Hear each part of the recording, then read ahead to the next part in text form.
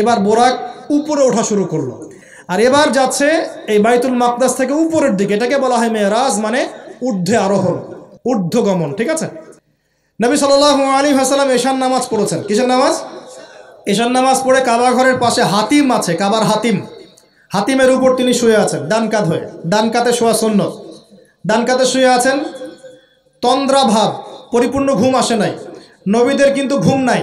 নবীদের ঘুমটাও কিন্তু, নবীদের ঘুমের মধ্যে যা আসে আল্লাহর পক্ষ থেকে সেটা ওহী।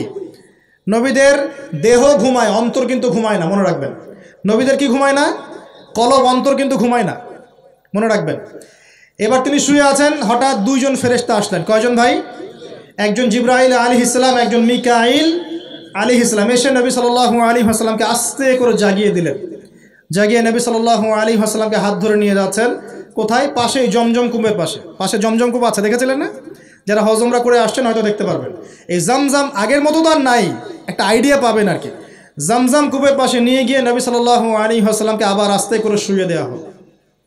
এই যে পুরো ঘটনাগুলো ঘটে যাচ্ছে না, এগুলো কিন্তু মুহূর্তে ঘটে যাচ্ছে।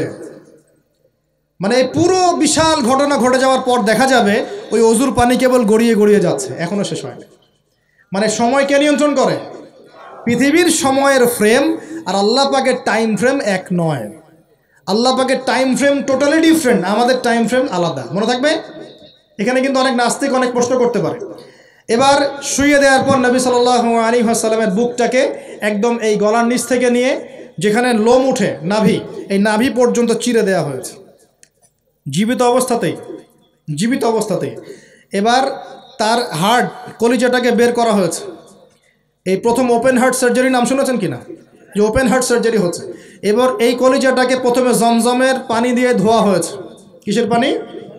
জমজমের পানির মধ্যে শেফা আছে। যাদের অসুস্থতা আছে জমজমের পানিতে সূরা ফাতিহা ফু দিয়ে খাবেন, ইনশাল্লাহ শেফা হয়ে যাবে, ইনশাআল্লাহ শেফা হবে। জমজমের পানিতে ধোয়ার পরে এর এই কলবটাকে, কলিজাটাকে ঈমান এবং হেকমতে পূর্ণ একটা পেয়ালা দিয়ে ধুয়ে দেওয়া হয়েছে। একটা পেয়ালার মধ্যে ঈমান নিয়ে আসা হয়েছিল এবং হিকমা, প্রজ্ঞা নিয়ে আসা হয়েছে। এটা রাখার পরে এই ঈমান প্রজ্ঞা দিয়ে ঢেলে এই পুরো জায়গাটা বন্ধ করে দেওয়া হয়েছে। কি রূপকথা মনে হচ্ছে? আমরা যে নিঃশ্বাস নিচ্ছি এটাই কি আল্লাহর অলৌকিকত্ব না? এই যে হার্ট আমাদের পাম্প করতেছে, যখন আমরা ছোট বাচ্চা ছিলাম ওই সময় থেকে নিয়ে এখন পর্যন্ত পাম্প করছে, পাম্প করছে। 1 সেকেন্ডের জন্য কি থেমে গিয়েছিল? এটাই তো অলৌকিকত্ব। যে আল্লাহ আমাদেরকে বাঁচায় রাখতে পারেন, সে আল্লাহর পক্ষে এগুলো করা কি অসম্ভব কিছু? আচ্ছা, এবার নবী সাল্লাল্লাহু আলাইহি ওয়াসাল্লামকে একটা বাহনের মধ্যে উঠানো হচ্ছে। বাহনটার নাম বোরাক। কি নাম? বোরাক। এবার বাহনটা হচ্ছে গাধার চেয়ে একটু বড়, খচ্চরের চেয়ে একটু ছোট এবং একটু লম্বা দেহের, সাদা রঙের। কি রঙের? এবার নবীজি এখানে উঠতে যাচ্ছেন, বাহনটা একটু ফাপড় নিল, একটু ভাব দেখালো আর কি। ভাব দেখানো বোঝেন কিনা? ওই যে আপনার গার্লফ্রেন্ড আপনার সাথে যা দেখায় আর কি। আছে তো গার্লফ্রেন্ড, না ভাই? আলহামদুলিল্লাহ। তাহলে স্ত্রী তো দেখায়। স্ত্রী ভাব দেখালে সবর করতে হবে। কি করতে হবে? স্ত্রী ভাব দেখালে সবর করতে হবে, চুপ থাকতে হবে। এগুলো টিপস শেখেন, নাহলে পরে সমস্যা হতে পারে।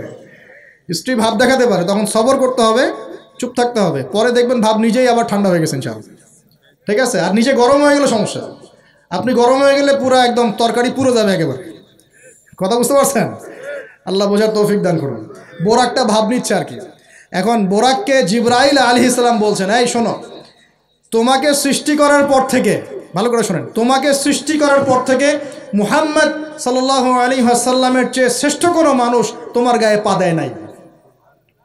বলেন আল্লাহু আকবার। বলেন আল্লাহুম্মা সাল্লি আলা মুহাম্মদ, আল্লাহুম্মা বারিক আলা মুহাম্মদ। তোমাকে সৃষ্টি করার পর থেকে মুহাম্মাদের চেয়ে সাল্লাল্লাহু আলাইহি ওয়াসাল্লাম শ্রেষ্ঠ কোনো মানুষ তোমার পিঠে ওঠে নাই। সুবহানাল্লাহ। জান্নাত থেকে এই বাহনটা নিয়ে আসা হয়েছে। কোত্থেকে? জান্নাত থেকে। এবার তিনি বোরাকে উঠলেন। বোরাক, ও আচ্ছা, বোরাক এই কথা শুনে কি করলো? বোরাক এই কথা শুনে ভাব তো চলে গেলই গেল, ও ঘামা শুরু করেছে, ঘামা শুরু করেছে, ঘামতে শুরু করেছে। অনেক সময় হয় না যে বড় কোনো ব্যক্তির সামনে গিয়ে মানে থরথর করে কাঁপা শুরু করেছে, ও ঘামা শুরু করেছে। এবার নবী সাল্লাল্লাহু আলাইহি ওয়াসাল্লাম উঠে বসলেন, বিসমিল্লাহ। এবার চলছে। কোথার দিক, কোন উদ্দেশ্যে চলছে? ওই যে জেরুজালেম, নাম শুনেছেন কি না? এবার ওই দিকে ছুটলো বোরাক। কিভাবে ছুটলো? নবীজি বলছেন সাল্লাল্লাহু আলাইহি ওয়াসাল্লাম, আমাদের চোখের সীমা যতদূর পর্যন্ত যায় বোরাকের একটা পাই ততদূর পর্যন্ত যাচ্ছে। কখনো সূর্যাস্ত দেখেন নাই? কতদূর পর্যন্ত তাকানো যায়? ওই যে সূর্য ডুবছে অতদূর পর্যন্ত বোরাকের একটা পা চলে যাচ্ছে। নিঃসন্দেহে আলোর বেগের চেয়ে বেশি বেগে যাচ্ছে সে। যদি যারা ফিজিক্স পড়ছেন, এই যে অ্যাস্ট্রোনমি নিয়ে পড়াশোনা করছেন, আপনারা তো জানেন আলোর বেগের চাইতেও যদি দ্রুতগামী কোনো বাহন আবিষ্কার করা যায় তাহলে সময়ের চেয়ে বেশি দূরে যাওয়া যাবে না? যাওয়া যাবে। বোরাকের গতি নিঃসন্দেহে আলোর গতির চেয়ে বেশি ছিল। এবার নবী সাল্লাল্লাহু আলাইহি ওয়াসাল্লাম বলছেন যে আমরা যখন বাইতুল মাকদাস বা ওই যে বাইতুল মাকদিস, ওই যে মসজিদুল আকসার ওখানে গেলাম, জিবরাইল আলাইহিস সালাম একটা পাথরের মধ্যে ফুটা করলেন, সেই পাথরের মধ্যে ফুটা করে বোরাকটাকে বেঁধে রাখলেন। আর এই পাথরের ফুটার মধ্যেই সমস্ত নবী রসুল, এই পর্যন্ত যত নবী রসুল এসেছেন ওই ফুটার মধ্যেই তাদের বাহনকে বেঁধে রাখতেন। সুবহানাল্লাহ। এবার নবীজি মসজিদে ঢুকলেন, ঢুকে দেখছেন একজন মানুষ নামাজ আদায় করছেন, একটু লম্বা গড়নের, ছিপছিপে দেহ, তো লম্বা, চুলগুলো কোকড়ানো কানের লতি পর্যন্ত। মনে থাকবে? চুলগুলো কোকড়ানো কি পর্যন্ত? তোমাদের মতো ছেলা নয় ডান বাম, কানের লতি পর্যন্ত চুল, ছিপছিপে দেহ, লম্বা, শানুয়া গোত্রের মতো। নবীজি বলছেন অনেকটা শানুয়া গোত্রের মানুষের মতো। শানুয়া গোত্র কারা একটু দেখে নিবা অনলাইনে। এখন নবী সাল্লাল্লাহু আলাইহি ওয়াসাল্লাম জিজ্ঞাসা করছেন উনি কে? জিবরাইল আলাইহিস সালাম বলছেন উনি হচ্ছেন নবী মূসা আলাইহিস সালাম। আল্লাহ বা কীভাবে এটা করলেন আল্লাহ ভালো জানেন, এটা আমরা ব্যাখ্যা করতে পারবো না। নবী মূসা আলাইহিস সালাম নামাজ পড়ছেন, আরেকজনকে দেখলেন তার গড়ন কিছুটা মাঝারি ধরনের, চুলগুলো হচ্ছে সিল্কি মানে স্ট্রেট চুল, লম্বা এবং সোনালি রঙের। কি রঙের? সোনালি। এবং গায়ের কালারটা হচ্ছে সাদা এবং লালের মিশ্রণে গঠিত।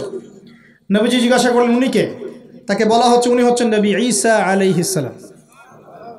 এবার নবী সাল্লাল্লাহু আলাইহি ওয়াসাল্লাম সমস্ত আম্বিয়া কেরামের সামনে চলে গেলেন এবং সমস্ত নবীদেরকে নিয়ে দুরাকাত নামাজ পড়লেন। সুবহানাল্লাহ। নবীদের ইমাম কে?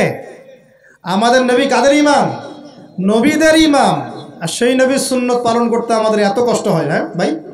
লজ্জা লাগে? দাঁড়িয়ে রাখলে লজ্জা লাগে না? টাকনুর উপর কাপড় তুলে লজ্জা লাগে? আস্তাগফিরুল্লাহ, আল্লাহ আমাদেরকে মাফ করুক। আমরা সর্বশ্রেষ্ঠ মানুষের উম্মত, সর্বশ্রেষ্ঠ নবীর উম্মত। আল্লাহ পাক আমাদেরকে যোগ্য উম্মত হওয়ার তৌফিক দান করুন। নবীজি নামাজ পড়লেন, নামাজ শেষ। নামাজ, ও আরেকটা কথা, আরেকজনকে নবীজি দেখলেন, তার অবয়ব সম্পর্কে তিনি বলছেন দেখতে হুবাহু আমার মতোই। নবীজি বলছেন দেখতে হুবাহু আমার মতোই। জিজ্ঞাসা করলেন তিনি কে? জিবরাইল আলাইহিস সালাম বলছেন তিনি হচ্ছেন নবীগণের পিতা ইব্রাহিম আলাইহিস সালাম। ইব্রাহিম আলাইহিস সালামের দেহের গঠন, চেহারা একদম আমাদের নবীর মতো ছিল। সুবহানাল্লাহ। হয়তোবা এই কারণেই, হয়তোবা আল্লাহ ভালো জানেন, আমরা কিন্তু দরুদে কার নাম পড়ি? নবীর নামের সাথে ইব্রাহিম আলাইহিস সালামের নাম পড়ি এবং তার জীবনীর সাথে আমাদের নবীর জীবনী কিন্তু হুবহু মিল আছে। আমাদের নবীজিকে হিজরত করতে হয়েছে, ইব্রাহিম আলাইহিস সালামকে করতে হয়েছে। ইব্রাহিম আলাইহিস সালামকে আগুনের পরীক্ষা দেওয়া লাগছে, আমাদের নবীকে বদরে উহুদে পরীক্ষা দেওয়া লাগছে, লাগে নাই?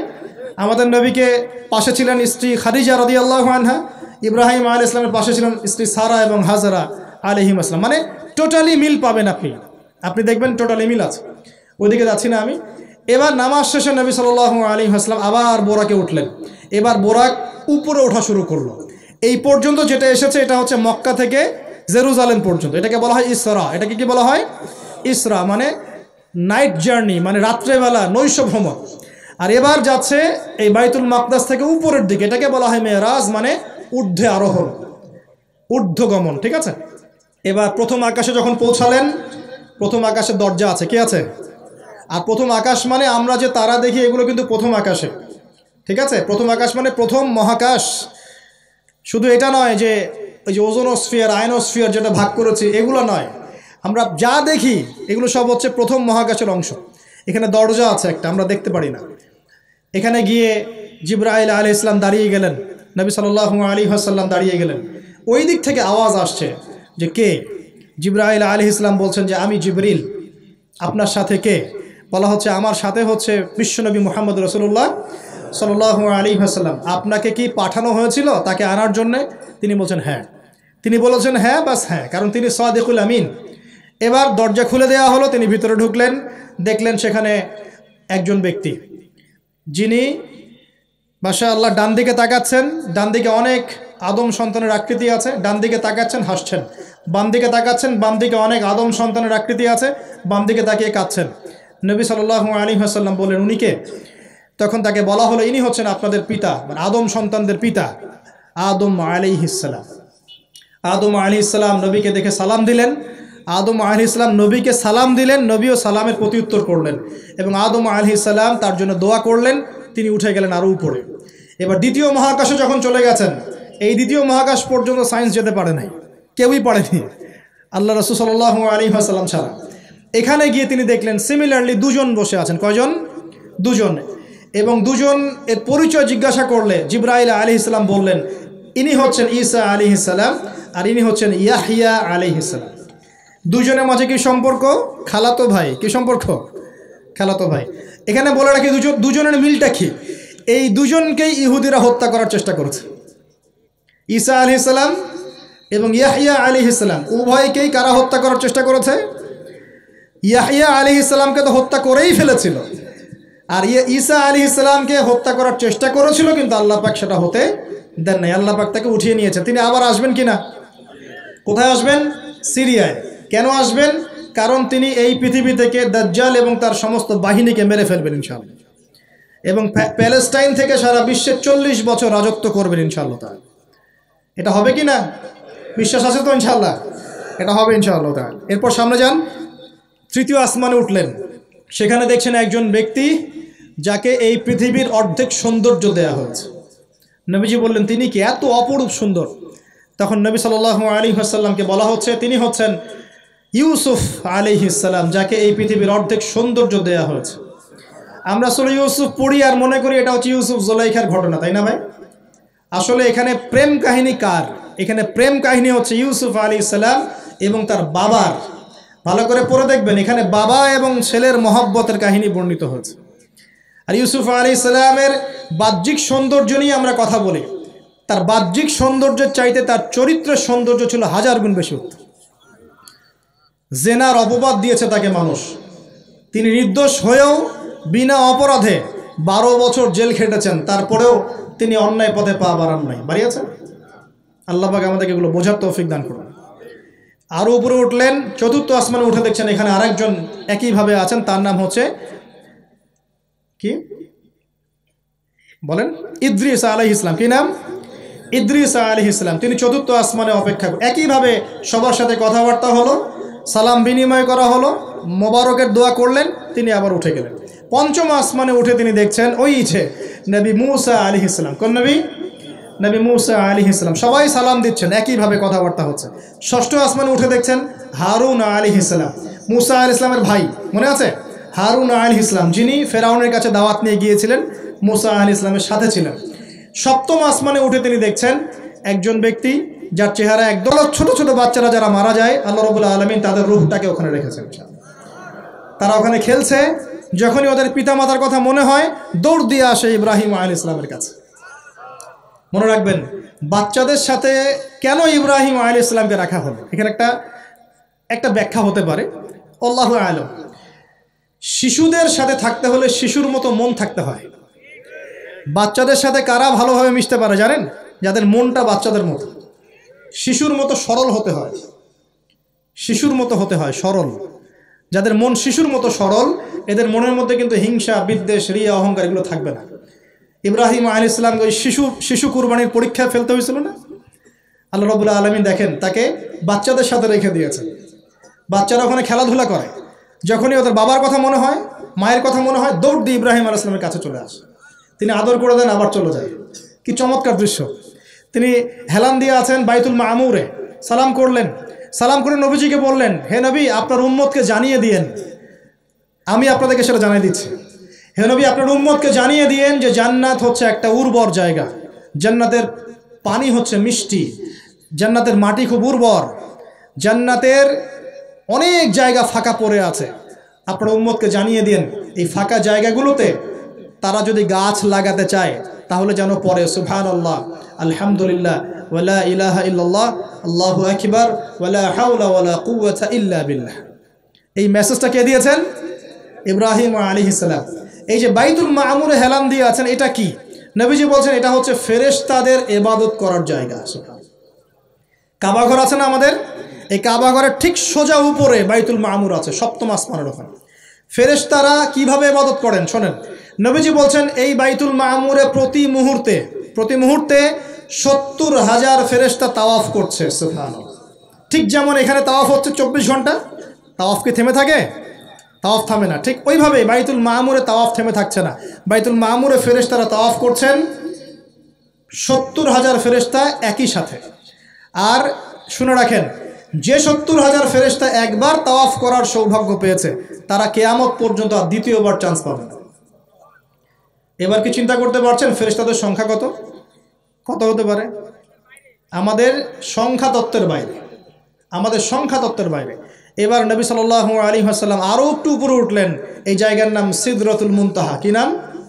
সিদরাতুল মুনতাহা। এটা হচ্ছে একটা বড়ই গাছ দেখেছেন তো? এটা নবীজি বলছেন এত চমৎকার এই বড়ই গাছ, এর মধ্যে এত বেশি রং ছিল যে রংগুলোকে আমি ব্যাখ্যা করতে পারবো না। এর পাতাগুলো ছিল হাতির কানের মতো এবং এর ফলগুলো ছিল মটকার মতো বড় বড় এক একটা, এবং এর মধ্যে প্রজাপতি বসেছিল। এই প্রজাপতিগুলোর রং এত চমৎকার যেগুলো আমাদের পৃথিবীর রঙের মতো নয়। মানে এগুলো ব্যাখ্যা করার মতো শব্দ আমাদের কাছে নাই। অ্যামেজিং। এটা কোন জায়গা? আমাদের সবার রুহগুলো যেখানে উঠে যায়। এটা কোন জায়গা? আমাদের সবার নেক আমলগুলো যেখানে উঠে যায়। সবার রুহ, মৃত ব্যক্তিদের রুহ বা আত্মা এবং নেক আমলগুলো এই পর্যন্ত ওঠে, এরপরে সেখান থেকে উঠিয়ে নেওয়া হয়, এরপরে তারা আর যেতে পারে না। একইভাবে উপর থেকে আল্লাহ পাকের কোনো আদেশ আসলে এই সিদরাতুল মুনতাহা পর্যন্ত আসে, এরপর সেখান থেকে নিয়ে আসা হয়। আমি কি বুঝতে পারছি? এই হলো সিদরাতুল মুনতাহা, যেটা ফেরেশতাদের শেষ সীমা। এরপরে ফেরেশতারা আর যেতে পারবেন না। আল্লাহ পাকের নিকটবর্তী ফেরেশতারা ছাড়া নর্মাল যারা, তারা ওখানে যেতে পারবে। নর্মাল মানে বলছি যারা এমনি অন্যান্য দায়িত্বে আছেন তারা সেখানে যেতে পারবেন না। এই পর্যন্ত লাস্ট ওই যে লাইন থাকে না, ডেড লাইন, এটা ডেড লাইন, এরপর যেতে পারবে না।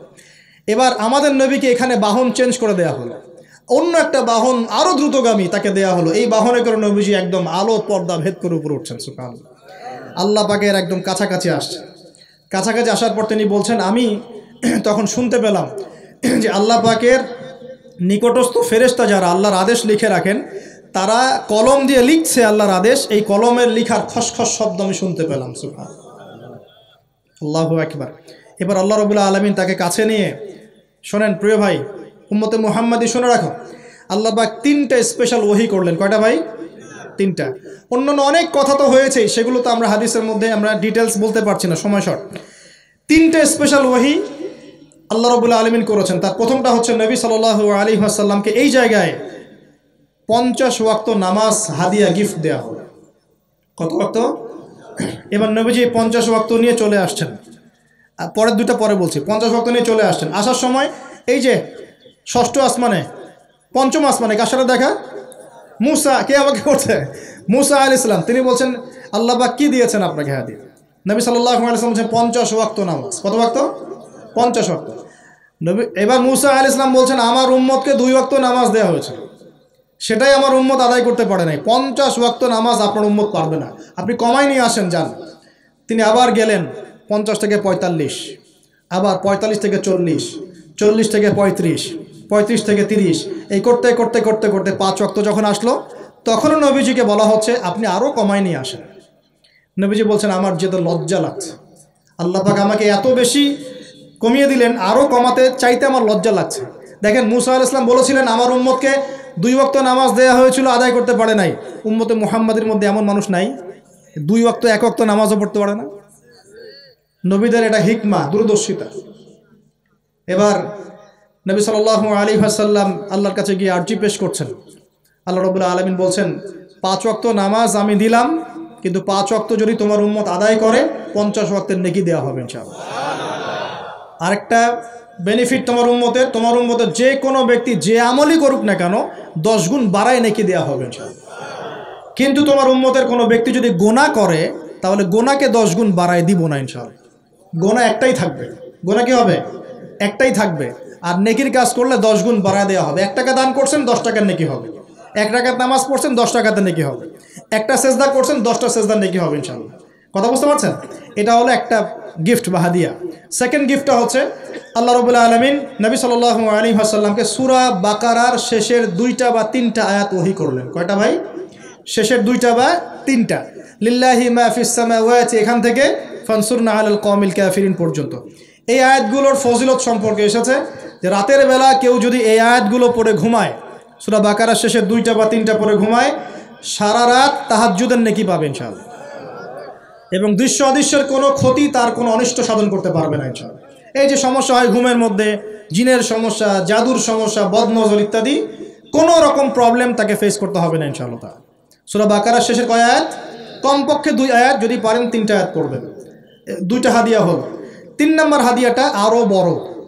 3 নম্বর হাদিয়া হচ্ছে নবী সাল্লাল্লাহু আলাইহি ওয়াসাল্লামকে আল্লাহ পাক বললেন, তোমার উম্মতের, একটু গৌর করে শোনেন, তোমার উম্মতের যে কোনো ব্যক্তি যত পাপই করুক না কেন, যদি আমার সাথে শিরকের পাপ না করে, শিরকের পাপ ছাড়া আমার সাথে সাক্ষাৎ করে, আসমান জমিন সমানও যদি পাপ করে, আমি আল্লাহ তার সামনে আসমান জমিন সমান ক্ষমা নিয়ে হাজির হব ইনশাআল্লাহ।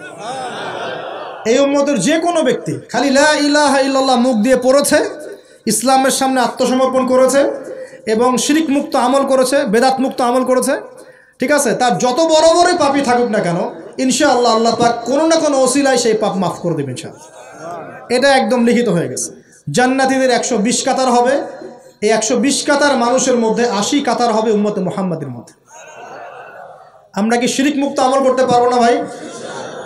সাহাবীরা অবাক হয়ে বলছেন, যদি সে চুরি করে, যদি সে জেনা করে, নবীজি বলছেন যদি সে চুরিও করে, যদি সে জেনাও করে, তবুও তাওহীদ ঠিক থাকলে জান্নাতে চলে যাবে। এখন কি তাওহীদ ঠিক করে চুরি করা শুরু করব? তাওহীদ ঠিক করে কি জেনা করা শুরু করব? এখানে আল্লাহ পাকের তাওহীদের গুরুত্ব বোঝানো হয়েছে। আর যে ব্যক্তি প্রকৃত তাওহীদে থাকবে সে কি জেনা করতে পারবে? আল্লাহ পাক আমাদের সবাইকে 3টা হাদিয়া গ্রহণ করার তৌফিক দান করুন। আমার সাথে বলেন, 50 ওয়াক্ত নামাজ মানে 5 ওয়াক্তই। 5 ওয়াক্ত মানেই 50 ওয়াক্ত। 1 ওয়াক্ত পড়ছি মানে 5 ওয়াক্ত পড়ছি। 1 ওয়াক্ত পড়ছি মানে 10 ওয়াক্ত পড়ছি। 1 ওয়াক্ত পড়ছি মানে 10 ওয়াক্ত পড়ছি। আমরা কিন্তু 50 ওয়াক্তের নেকিই পাচ্ছি ইনশাআল্লাহ। আমরা সবাই 5 ওয়াক্ত নামাজের হেফাজত করতে পারবো তো ইনশাআল্লাহ? আল্লাহ পাক তৌফিক এনায়েত করুন, আমিন। আমরা কি সূরা বাকারার শেষের আয়াতগুলো মুখস্থ করতে পারবো ইনশাআল্লাহ? প্রত্যেক রাতে আমল করবো তো ইনশাআল্লাহ? আর শিরক মুক্ত আমল করার চেষ্টা করবো ইনশাআল্লাহ। একটা বই পড়বেন, কিতাবুত তাওহীদ, শিরক সম্পর্কে জানতে পারবেন ইনশাআল্লাহ। আল্লাহ পাক তৌফিক দান করুন। এবার নবীজি আসছেন, একটু শেষের দিকে মনোযোগ দেন, মনোযোগ হারান না, আর কিছু কথা বাকি আছে। নবীজি এবার আসছেন, আসার সময় তাকে জান্নাত জাহান্নাম দেখানো হয়েছে। কি দেখানো হয়েছে? জান্নাত এবং জাহান্নাম। নবীজি বলছেন, আমি জান্নাতকে দেখলাম। বিশৃঙ্খলা করেন না, আমি জান্নাতকে দেখলাম। জান্নাতকে দেখলাম, জান্নাতকে ঘিরে রাখা হয়েছে কষ্ট, ক্লেশ, এগুলো দিয়ে। মানে জান্নাতটা ঘেরা আছে কষ্ট দিয়ে, মানে জান্নাতে যেতে হলে কষ্ট করতে হবে। ঠিক আছে, ফজরের নামাজ উঠতে কষ্ট হয় না? সুদ ছেড়ে দেবো, এটা কষ্ট লাগতেছে না? কষ্ট হবে। আল্লাহর পথে চলতে হলে কিন্তু কষ্ট হবে। মানুষ ভালো মন্দ বলবে, অনেক সমস্যা। জান্নাতকে ঘেরা হয়েছে কষ্ট দিয়ে, আর জাহান্নামকে ঘেরা হয়েছে প্রবৃত্তির দাসত্ব দিয়ে। মন যাচাই তাই করার নাম প্রবৃত্তি। মন চাচ্ছে মদ খাইলেন, মন চাচ্ছে জেনা করলেন, মন চাচ্ছে সুদ খাইলেন, মানে মন যাচাই তা দিয়ে জাহান্নামকে ঘেরা হয়েছে। এবার নবীজি বলছেন, জাহান্নামে আমি উকি মেরে দেখেছি, জাহান্নামে দেখেছি বেশিরভাগ অধিবাসী, জাহান্নামের বেশিরভাগ মানুষ হচ্ছে উম্মতে মুহাম্মাদির নারী জাতি। বলেন নাউজুবিল্লাহ। এই নারী জাতি মানে আমার বোন, আপনার মা, আপনার স্ত্রী, আমার বোন, আমার মা, আমার স্ত্রী, আমাদেরই তো। নারী কি আমাদের বাইরে? কেন তারা জাহান্নামে যাবে? নবীজি বলছেন কয়েকটা কারণ। 1, তারা বেশি বেশি লানত এবং অভিশাপ করে। 1, 2, তারা এমন কিছু কাপড় পরে শেষ জামানায় বাইরে ঘুরবে যে কাপড়গুলো পরেও তারা নগ্ন থাকবে। 2, অর্থাৎ বেপরদামির কারণে। 3, তারা বুক পিঠ চাপড়ায়, প্রলাপ বিলাপ করে, এটা একটা কারণ। 4, তারা স্বামীর সাথে কখনো কখনো কুফরি করে। কেমন? স্বামী সারা জীবন যদি তাদের ভরণ পোষণ ভালোবাসা দিয়ে যায়, কোনো একদিন যদি কোনো সমস্যা সৃষ্টি হয়, বলবে যে সারা জীবন তোমার কাছে কিছুই পাইলাম না। এই সব কিছুর ঊর্ধ্বে একটা কারণ আছে। এই সব কিছুর ঊর্ধ্বে একটা কারণ আছে, সেটা হলো, শোনেন, তাদের উদ্ধত মস্তকটা আল্লাহ পাকের বিধানের সামনে সহজে অবনত হতে পারে না, চায় না। এগুলো কিন্তু সব মেয়েদের জন্য নয়। উম্মতে মুহাম্মাদির একটা অংশের মেয়েদের জন্য আল্লাহর নবী এইসব কথা বলেছেন। আবার এমনও মেয়ে আছে, শোনেন, এমনও মেয়ে আছে যারা ইমান আমল টিকে রাখার জন্য না খেয়ে থাকতেও রাজি আছে। এমনও মেয়ে আছে, এমনও বহু দিনী মেয়ে আছে আমাদের সমাজে যারা ইমান আমল ধরে রাখতে চায়, পরিবার তাকে রাখতে দেয় না। ফেরাউনের ঘরে থেকেও একজন মেয়ে জান্নাতে গিয়েছে কি না? গিয়েছে। অতএব আমরাও যে দুধে দেওয়া তুলসী পাতা এমন নই, আমাদের মধ্যে বহু খারাপই আছে। কিন্তু নবীজি এখানে স্পেশালি বলেছেন যে শেষ জামানার মেয়েরা, নিসাউন কাসিয়াতুন আরিয়া, যারা কাপড় পরে নগ্ন থাকবে, মহিলাতুন মামিলাত, যারা অন্যকে আকৃষ্ট করবে, অন্যের দিকে আকৃষ্ট হবে, এরা জান্নাতে যাবে না, জান্নাতের গন্ধও পাবে না। নবীজি বলেছেন আমি জাহান্নামে দেখেছি বেশিরভাগ নারী জাতি। এখানে আমার মা, আমার বোন, আপনার মা, আপনার বোনের সতর্ক হওয়ার কি হেদায়েত আছে কি নাই? আর এই মেয়েদেরকে চালাই কি আমরা না অন্য কেউ? আমরাই তো আমাদের পরিবারকে চালাই কি না? আমরাই তো খাওয়াই পড়ে নাকি? তাহলে আমাদের পরিবারের বোনেরা কি পর্দা করতে পারবে না? প্রতিষ্ঠা করতে পারবেন না? পরিবারের আমাদের মায়েরা, বোনেরা, স্ত্রীরা পর্দা করবে না? এই দায়িত্ব আমাদের না? পরিবারের কর্তা আমরা নই? আল্লাহ কি আমাদেরকে জিজ্ঞাসা করবেন না? অতএব আমরাও যেন সতর্ক হয়ে যায়, আল্লাহ পাক তৌফিক দান করুন। এই জন্য বলি, বিয়ে করতে হলে আগে দিনদারিতা দেখবেন, তারপর বিয়ে করবেন। দুনিয়াদারিতা দেখে বিয়ে করলে পরে পস্তাবেন। ছেলে মেয়ে উভয়ের প্রতি একই নসিহত, বিয়ে করতে যদি হয়, বিয়ে যদি করতেই হয়, তাহলে দিনদারিতা দেখে বিয়ে করুন। তারপর দেখবেন যে মেয়ের বংশ কেমন, সৌন্দর্য কেমন, এই সেই পরে দেখবেন। আগে দেখবেন দিনদারিতা ঠিক আছে কিনা। ছেলের ক্ষেত্রে একই বিধান, আগে দেখতে চান না কত বড় চাকরি করে, কত প্রপার্টিজ আছে, কত বড় বাড়ি, এগুলো পরে দেখবেন। আগে দেখবেন ছেলে নামাজ পড়ে কিনা, ছেলের মধ্যে সুন্নত আছে কিনা, এইগুলো আগে দেখবেন। এই বিয়ে নিয়ে প্রচুর জাহিলিয়াত সমাজে আছে, এই কারণেই পরিবারগুলো এখন ভেঙে যাচ্ছে। আল্লাহ পাক আমাদেরকে সুন্নাহ মেনে চলার তৌফিক দান করুন, বলি আমিন। নবীজি এখানে বলেছেন আমি জাহান্নামে দেখেছি বেশিরভাগ অধিবাসী নারী জাতি। আমাদের বোনদেরকে রিকোয়েস্ট করব, সতর্ক হয়ে যান, আল্লাহর ওয়াস্তে সতর্ক হয়ে যান। কেন শোনেন, কেন নবীজি বললেন, এই পয়েন্টটা একটু ভালো করে বোঝেন। কেন নবীজি এই উম্মতের মধ্যে বেশিরভাগ মেয়েকে জাহান্নামী বললেন? আপনি একটু চিন্তা করেন তো, এই উম্মতের মধ্যে কি এমন হয়েছে, এই উম্মতের মেয়েদের সাথে কি এমন হয়েছে যার ফলে মেয়েদেরকে আর ঘরে রাখা যায় না, সব বাইরে চলে আসতেছে? কি হয়েছে এই উম্মতের মেয়েদের সাথে?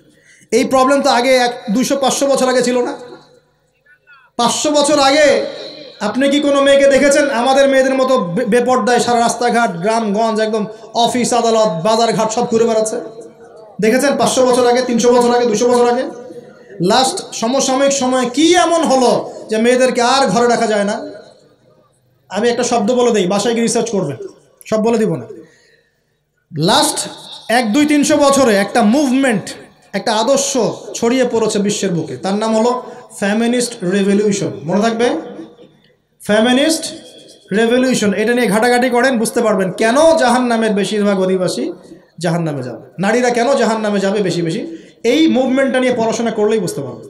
আল্লাহ পাক আমাদেরকে বোঝার তৌফিক দান করুন, অন্তরের চোখ খোলার তৌফিক দান করুন। নবীজি আরও বলছেন আমি জাহান্নামে গেলাম, জাহান্নাম আমাকে দেখানো হলো, এবং সেখানে আমি একজন ফেরেশতাকে দেখলাম। কি দেখলাম? এই ফেরেশতা আমাকে দেখে হাসে নাই। সবাই মনোযোগ দেন, মেরাজের রাতের সবাই নবী সাল্লাল্লাহু আলাইহি ওয়াসাল্লামের সাথে হাসি মুখে সাক্ষাৎ করেছেন, এই ফেরেশতা বাদ দিয়ে।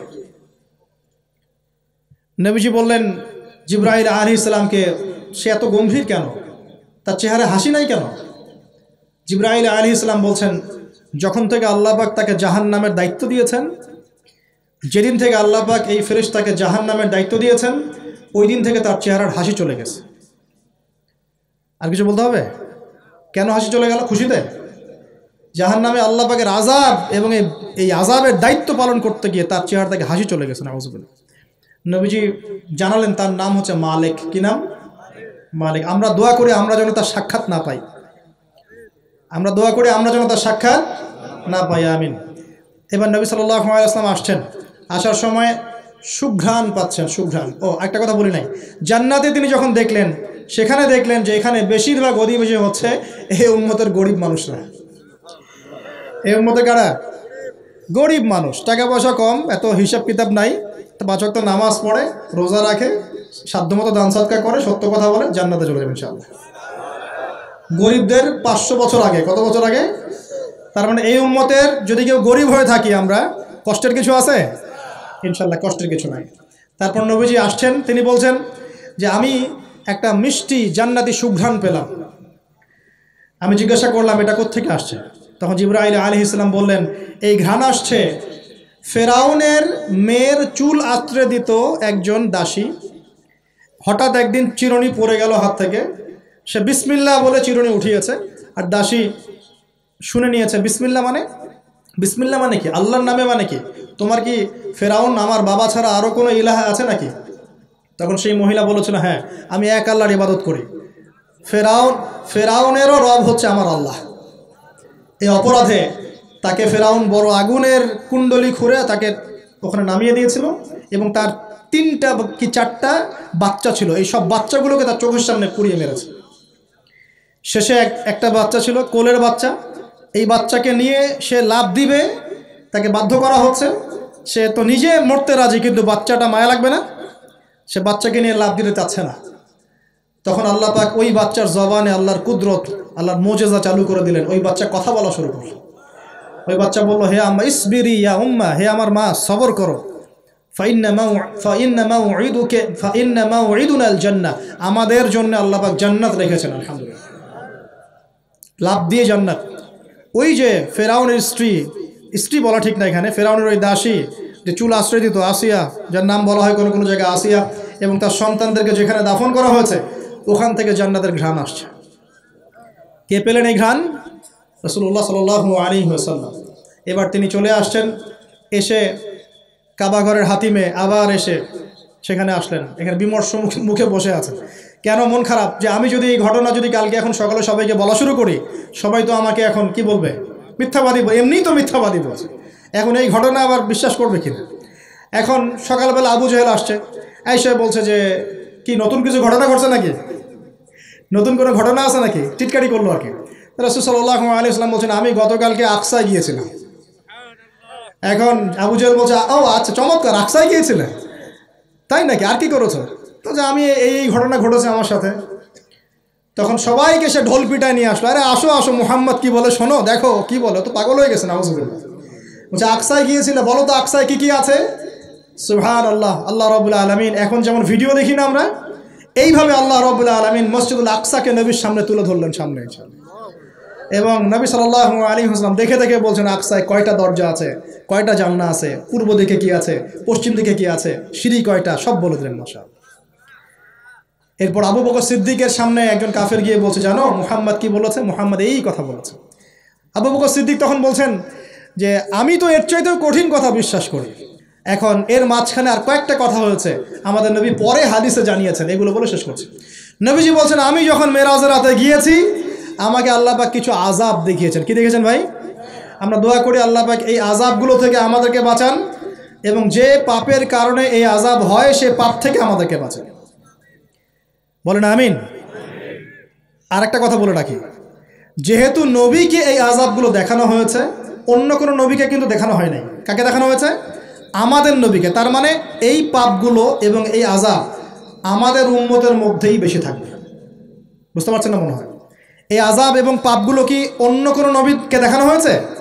আমাদের নবীকে দেখানোর কারণ কি? কারণ আপনার উম্মতের মধ্যে এই পাপগুলো ছড়াবে বেশি, এবং আপনার উম্মতের একটা অংশ এই আযাবগুলো ভোগ করবে। কি আযাব? নবীজি যাচ্ছেন, দেখছেন, যুবকরা শুনো ভালো করে, নবীজি দেখছেন একটা চুলা, কি ভাই, তন্দুর রুটি দেখেছেন যে চুলায় রান্না করে, ঠিক ওই রকম শব্দই হাদিসে এসেছে, তন্দুর। এই চুলা এমন চুলা যার মাথাটা হচ্ছে সরু, নিচের দিকটা মোটা, নিচে আগুন জ্বলছে, ভিতরে কিছু মানুষ আছে, নিচ থেকে আগুনের দাবদাহ আসছে। যখনই আগুন আসছে জাহান্নামের, তখন তারা ধাউ ধাউ করে উপরে উঠছে, আবার যখন আগুন নেমে যায় তখন তারা নিচে নেমে যায়। নবীজি মর্মান্তিক দৃশ্য দেখে বললেন যে এরা কারা, যাদেরকে এমন আযাব দেওয়া হচ্ছে? জিবরাইল আলাইহিস সালাম বললেন, যুবক ভাই শোনেন ভালো করে, জিবরাইল আলাইহিস সালাম বললেন, এরা হচ্ছে আপনার উম্মতের সেই সব ব্যক্তি যারা বিবাহ বহির্ভূত জেনা করেছিল। এই পাপটা মারাত্মক। আল্লাহ পাক আমাদের সবাইকে পাপ থেকে ফিরে আসার তৌফিক দান করুন, এবং এই পাপ যদি করে থাকেন হতাশ হবেন না, তওবা করে আজকেই ফিরে আসবেন। তওবা করলে আল্লাহ পাক যে কোনো পাপ মাফ করে দেবেন ইনশাআল্লাহ। যে কোনো পাপ, তওবা খাস করতে হবে, কোনোদিন এই পাপে লিপ্ত হওয়া যাবে না। এই যে গত 3-4 দিন আগে একটা দিবস চলে গেল না, লক্ষ লক্ষ কোটি কোটি যুবক যুবতী পাপ করেছে, করে নাই? আর আমরা উস্কে দিয়েছিলাম কাছে আসার গল্প, অমুক তমুক, হাবি জাবি, কত কথা। আর এদের স্লোগানগুলো এত চটকদার, খুব মজা লাগে, খুব মজা, মুখরোচকভাবে উপস্থাপন করে। আল্লাহ পাকের কাছে আসার গল্প করা যায় না, রাসূলের কাছে আসার গল্প করা যায় না। আসলে এখনকার মিডিয়াগুলো এতটাই নির্লজ্জ হয়ে গেছে। কেন বলছি শোনেন, ইসলামের সাথে শত্রুতা তো আছেই, কোনোদিনও আল্লাহর কাছে আত্মসমর্পণ করা লাগে এমন কোনো ওয়ার্ডও বলবে না। টাইটেল দিবে ভূমিকম্পের কাছে মানুষ কত অসহায়, টাইটেল দিয়েছে একটা। প্রাকৃতিক বিপর্যয়ের সামনে মানুষ কত অসহায়, প্রকৃতির কাছে মানুষ কত অসহায়, এইসব টাইটেল দিয়ে ভিডিও দিচ্ছে। ওই যে ভূমিকম্প ইস্যুতে একটাবারও বলল না যে এই আল্লাহ পাকের কাছে, আল্লাহর শক্তির সামনে মানুষ কত অসহায়। ওই শব্দ ব্যবহার করা যাবে না। ওই শব্দ ব্যবহার করলে আপনি মৌলবাদী হয়ে যাবেন। যে প্রকৃতিটা কি? প্রকৃতি কে? প্রকৃতি কাকে বলে? কত প্রকার? প্রকৃতির স্রষ্টা কে? প্রকৃতি কে নিয়ন্ত্রণ করছে? ভূমিকম্পের কোনো ক্ষমতা আছে না? ভূমিকম্প যে দেয় তার ক্ষমতা আছে। এই সাগরের কোনো ক্ষমতা আছে? সাগরে যে জলোচ্ছ্বাস দেয় তার ক্ষমতা আছে। এই মাটিটাকে স্থির কে রেখেছে? এখন আমরা তো এখনও মহাবিশ্বে ঘুরছি না? এই যে ওয়াজ করছি যখন আমরা, এখনও পৃথিবীটা ঘুরছে। আমরা কি বুঝতে পারছি কে পৃথিবীকে স্থির রাখলো? কেউ বলবে না যে আল্লাহর আযাবের সামনে মানুষ কত অসহায়। হ্যাঁ, বলবে প্রকৃতির সামনে মানুষ কত অসহায়, ভূমিকম্পের সামনে মানুষ কত অসহায়। মানে এমন চটকদার কিছু শব্দ দিবে, এই শব্দগুলো আপনাকে চিনিয়ে দিবে যে কারা আল্লাহর বাহিনী, কারা আল্লাহর দুশমনের বাহিনীর মধ্যে আছে। তো এখানে যুবকদেরকে উৎসাহিত করা হয়েছে না জেনার জন্যে। আর নবী সাল্লাল্লাহু আলাইহি ওয়াসাল্লামকে কেন দেখানো হলো? কারণ তার উম্মতের মধ্যে জেনার পাপ ছড়িয়ে পড়বে বেশি। কিসের মধ্যে? চুলার মধ্যে শাস্তি দেওয়া হচ্ছে, চুলায় শাস্তি দেওয়া হচ্ছে। নবীজি বলছেন তাদের ভিতর থেকে এত দুর্গন্ধ বের হচ্ছিল যেন মনে হচ্ছিল যে কোনো পাবলিক টয়লেটের পাশ দিয়ে আমরা যাচ্ছিলাম। প্রিয় ভাই, আল্লাহর ওয়াস্তে জেনার ধার কাছেও যায় না। আল্লাহ পাক বলেছেন ওয়ালা তাকরাবু জিনা, জেনার কাছেও যেও না। তো এক নাম্বার শাস্তি কি রেখেছেন নবী সাল্লাল্লাহু আলাইহি ওয়াসাল্লাম? কিসের শাস্তি? তন্দুর চুলার মধ্যে আগুনের শাস্তি। কিসের পাপের কারণে? বলেন, জেনা। এই উম্মতে মুহাম্মাদির মধ্যে জেনা ছড়িয়ে পড়েছে কিনা? এখন আমরা কি এই স্রোতে গা ভাসাবো না দূরে থাকবো? আমরা হালাল উপার্জনের সোর্স তৈরি করব, করে হালাল বিয়ে করবো ইনশাআল্লাহ। হালাল উপার্জনের মাধ্যম তৈরি করবেন, করে বিয়ে করবেন ইনশাআল্লাহ। বিয়ের আগে কোনো পীড়িত নাই, সব পীড়িত বিয়ের পর ইনশাআল্লাহ পারা যাবেন ইনশাআল্লাহ। আর সব আগে ভাগে খেয়ে শেষ করে ফেললে পরে খাবেন কি? তাই না বিষয়টা? আচ্ছা, এবার সামনে যাই। নবী সাল্লাল্লাহু আলাইহি ওয়াসাল্লাম সামনে গেলেন, গিয়ে দেখলেন, এবার দেখলেন কিছু মানুষ বসে আছে, সামনে আছে টাটকা তরতাজা গোশত, একদম ধোঁয়া উঠতেছে, একদম মনে করেন ওই কালা ভুনার মতো। আর পাশে রাখা আছে পচা, নোংরা, আবর্জনাময় গোশত। এই মানুষগুলো ভালো গোশত খাচ্ছে না, এই মানুষগুলো পচা গোশতগুলোই খাচ্ছে, দুর্গন্ধযুক্ত। নবীজি বললেন এরা কারা? নবী সাল্লাল্লাহু আলাইহি ওয়াসাল্লামকে বলা হচ্ছে এরা আপনার উম্মতের সেই সব ব্যক্তি যারা বিবাহিত, ভালো করে শোনেন, এরা আপনার উম্মতের সেই সব ব্যক্তি যারা বিবাহ বহির্ভূত সম্পর্ক করেছে। মানে বিয়ে করার পরেও, বাসায় স্ত্রী থাকার পরেও বাইরে জেনা করেছে, বাসায় স্বামী থাকার পরেও বাইরে জেনা করেছে। এখন আমাকে বলেন তো, উম্মতে মুহাম্মাদির মধ্যে সমকালীন সময় এই ফিতনাটা ছড়িয়ে পড়ে নাই? পরকীয়া ছড়িয়ে পড়ে নাই? এটা হলো পরকীয়ার স্পেশাল শাস্তি। কারণ পবিত্র হালাল ফ্রেশ জিনিস ওদের ঘরে ছিল, খাইতে ভালো লাগে না, ওদের নোংরা পচা জিনিস খেতে ভালো লেগেছে। আল্লাহ পাক কিয়ামতের মাঠেও ওই এবং বারজাখের জীবনেও ওই একই শাস্তি দিবেন ইনশাআল্লাহ। আর এখন তো মিডিয়ার মধ্য দিয়ে এই যে বিভিন্ন সিরিয়ালস, নাটক, হাবি জাবি, এগুলোর মধ্য দিয়ে এটাকে উস্কে দেওয়া হচ্ছে, এটাকে অ্যাভেলেবেল করে ফেলা হচ্ছে।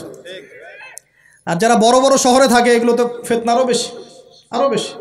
আল্লাহ পাক আমাদের মা বোনদেরকে বোঝার তৌফিক দান করুন, আর আমাদের ভাইদেরকেও বোঝার তৌফিক দান করুন। আমাদের সবাইকে আল্লাহ পাক পরকীয়ার মতো নোংরা পাপ থেকে হেফাজত করুন, বিবাহ বহির্ভূত সম্পর্ক থেকে হেফাজত করুন। আরও সামনে যান, নবীজি দেখলেন এবার একটা রক্তের নদী। কিসের নদী ভাই? প্রশ্ন করব কেন রক্তের নদী? উত্তর দিতে হবে। ওই রক্তের নদীতে আল্লাহ পাক কিছু মানুষকে রেখেছেন, ফেরেশতারা পাথর দিয়ে তাদের মাথা ফাটিয়ে দিচ্ছে, পাথর ছিটকে অন্য জায়গায় চলে যাচ্ছে, পাথর নিয়ে আসার মুহূর্তের মধ্যেই মাথা আবার জোড়া লেগে যাচ্ছে, আবার পাথর দিয়ে মাথা ফাটিয়ে দেওয়া হচ্ছে, আবার পাথর ছিটকে চলে যাচ্ছে। নবীজি জিজ্ঞাসা করলেন এরা কারা যাদেরকে শাস্তি দেওয়া হচ্ছে? নবী সাল্লাল্লাহু আলাইহি ওয়াসাল্লামকে জিবরাইল আলাইহিস সালাম বললেন এরা আপনার উম্মতের সেই সব ব্যক্তি যারা সুদখোর ছিল। কি ছিল? এখন বলেন রক্তের নদী কেন? বলেন, উত্তর দেন দেখি, কে বলতে পারবেন? বিসমিল্লাহ।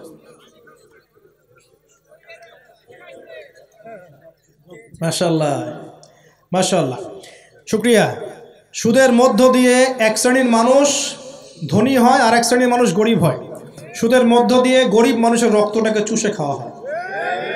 এই কারণেই কিয়ামতের মাঠে এবং বারজাখের জীবনে রক্তের নদীতে ফেলে মাথাটা ফাটিয়ে দেওয়া হবে। মাথা কেন ফাটানো হবে? এই মাথা দিয়ে শয়তানি বুদ্ধিটা বের করেছিল যে ইন্নামাল বাইউ মিসলুর রিবা, সুদ হচ্ছে ব্যবসার মতোই। এই শয়তানি কোত্থেকে বের হইছে? এই মাথা থেকে। এই কারণে মাথা পাঠাই দেওয়া হবে।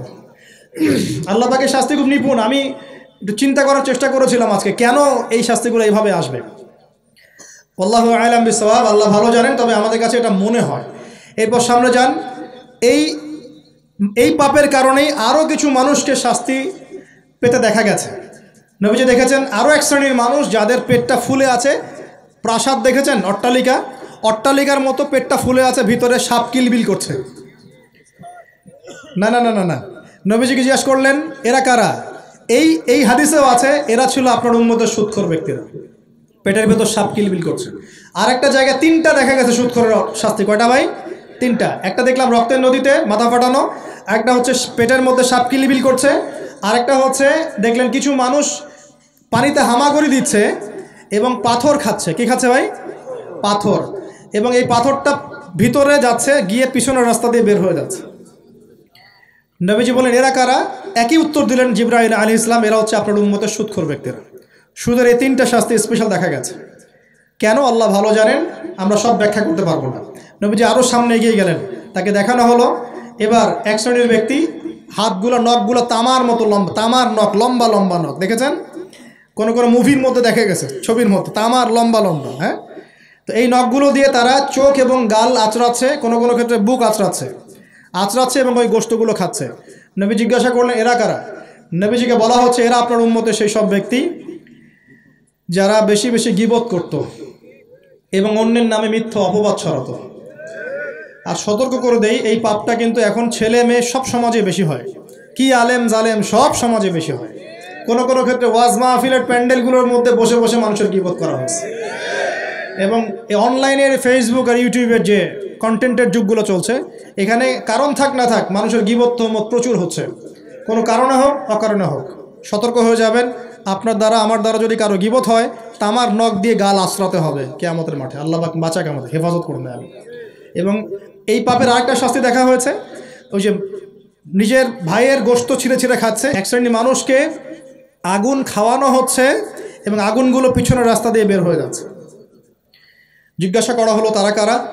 নবীজিকে বলা হচ্ছে এরা আপনার উম্মতের সেই সব ব্যক্তি যারা এতিমের মাল ভক্ষণ করত। এতিমের মাল অন্যায়ভাবে ভক্ষণ করে খেয়ে ফেলত। আছে কি নাই সমাজের মধ্যে? নবীজি আরও সামনে গেলেন, দেখলেন এক শ্রেণীর মানুষ কাঁধে অনেক বোঝাগুলো হালকা করার বদৌলতে উল্টা তারা বোঝা হালকা না করে আরও কিছু বোঝা ঘাড়ে নিচ্ছে। লাকড়ির বোঝা ঘাড়ে নিয়ে পথ চলার চেষ্টা করছে, কিন্তু পথ চলতে পারছে না। নবীজি বলেন এরা তো অদ্ভুত, এরা তো চাইলে বোঝা হালকা করে চলতে পারত, বোঝা আরও নিয়ে চলছে কেন? নবীজিকে বলা হচ্ছে এরা আপনার উম্মতের সেই সব ব্যক্তি যারা দায়িত্ব যতটুকু নিয়েছিল অতটুকু তো পালন করতে পারতই না, আরও দায়িত্ব চেয়ে নিত মানুষের কাছে। দায়িত্ব চেয়ে নেওয়ার সংস্কৃতি চলছে না এখন। যোগ্যতা থাক আর না থাক, মানুষ দায়িত্ব চাচ্ছে না। দায়িত্ব না দিলে লাভ করে। যোগ্যতা থাক না থাক, মানুষকে দায়িত্ব চেয়ে নিচ্ছে কি না? দায়িত্ব নেওয়াটা বড় কথা নয়, পালন করাটা বড় কথা। না করতে পারলে এই শাস্তি ভোগ করতে হবে। আল্লাহ পাক আমাদের সবাইকে হেফাজত করুন, আমিন। এবার সামনে গেলেন, দেখলেন এবার তো মুশকিল। সামনে গিয়ে দেখলেন এক শ্রেণীর মানুষ, কয়েকটা মানুষ না, এক শ্রেণীর মানুষ যাদের জিহ্বাগুলোকে, ঠোঁট আর জিহ্বাগুলোকে আগুনের কেচি দিয়ে কেটে ফেলা হচ্ছে। নবীজি বললেন এরা কারা?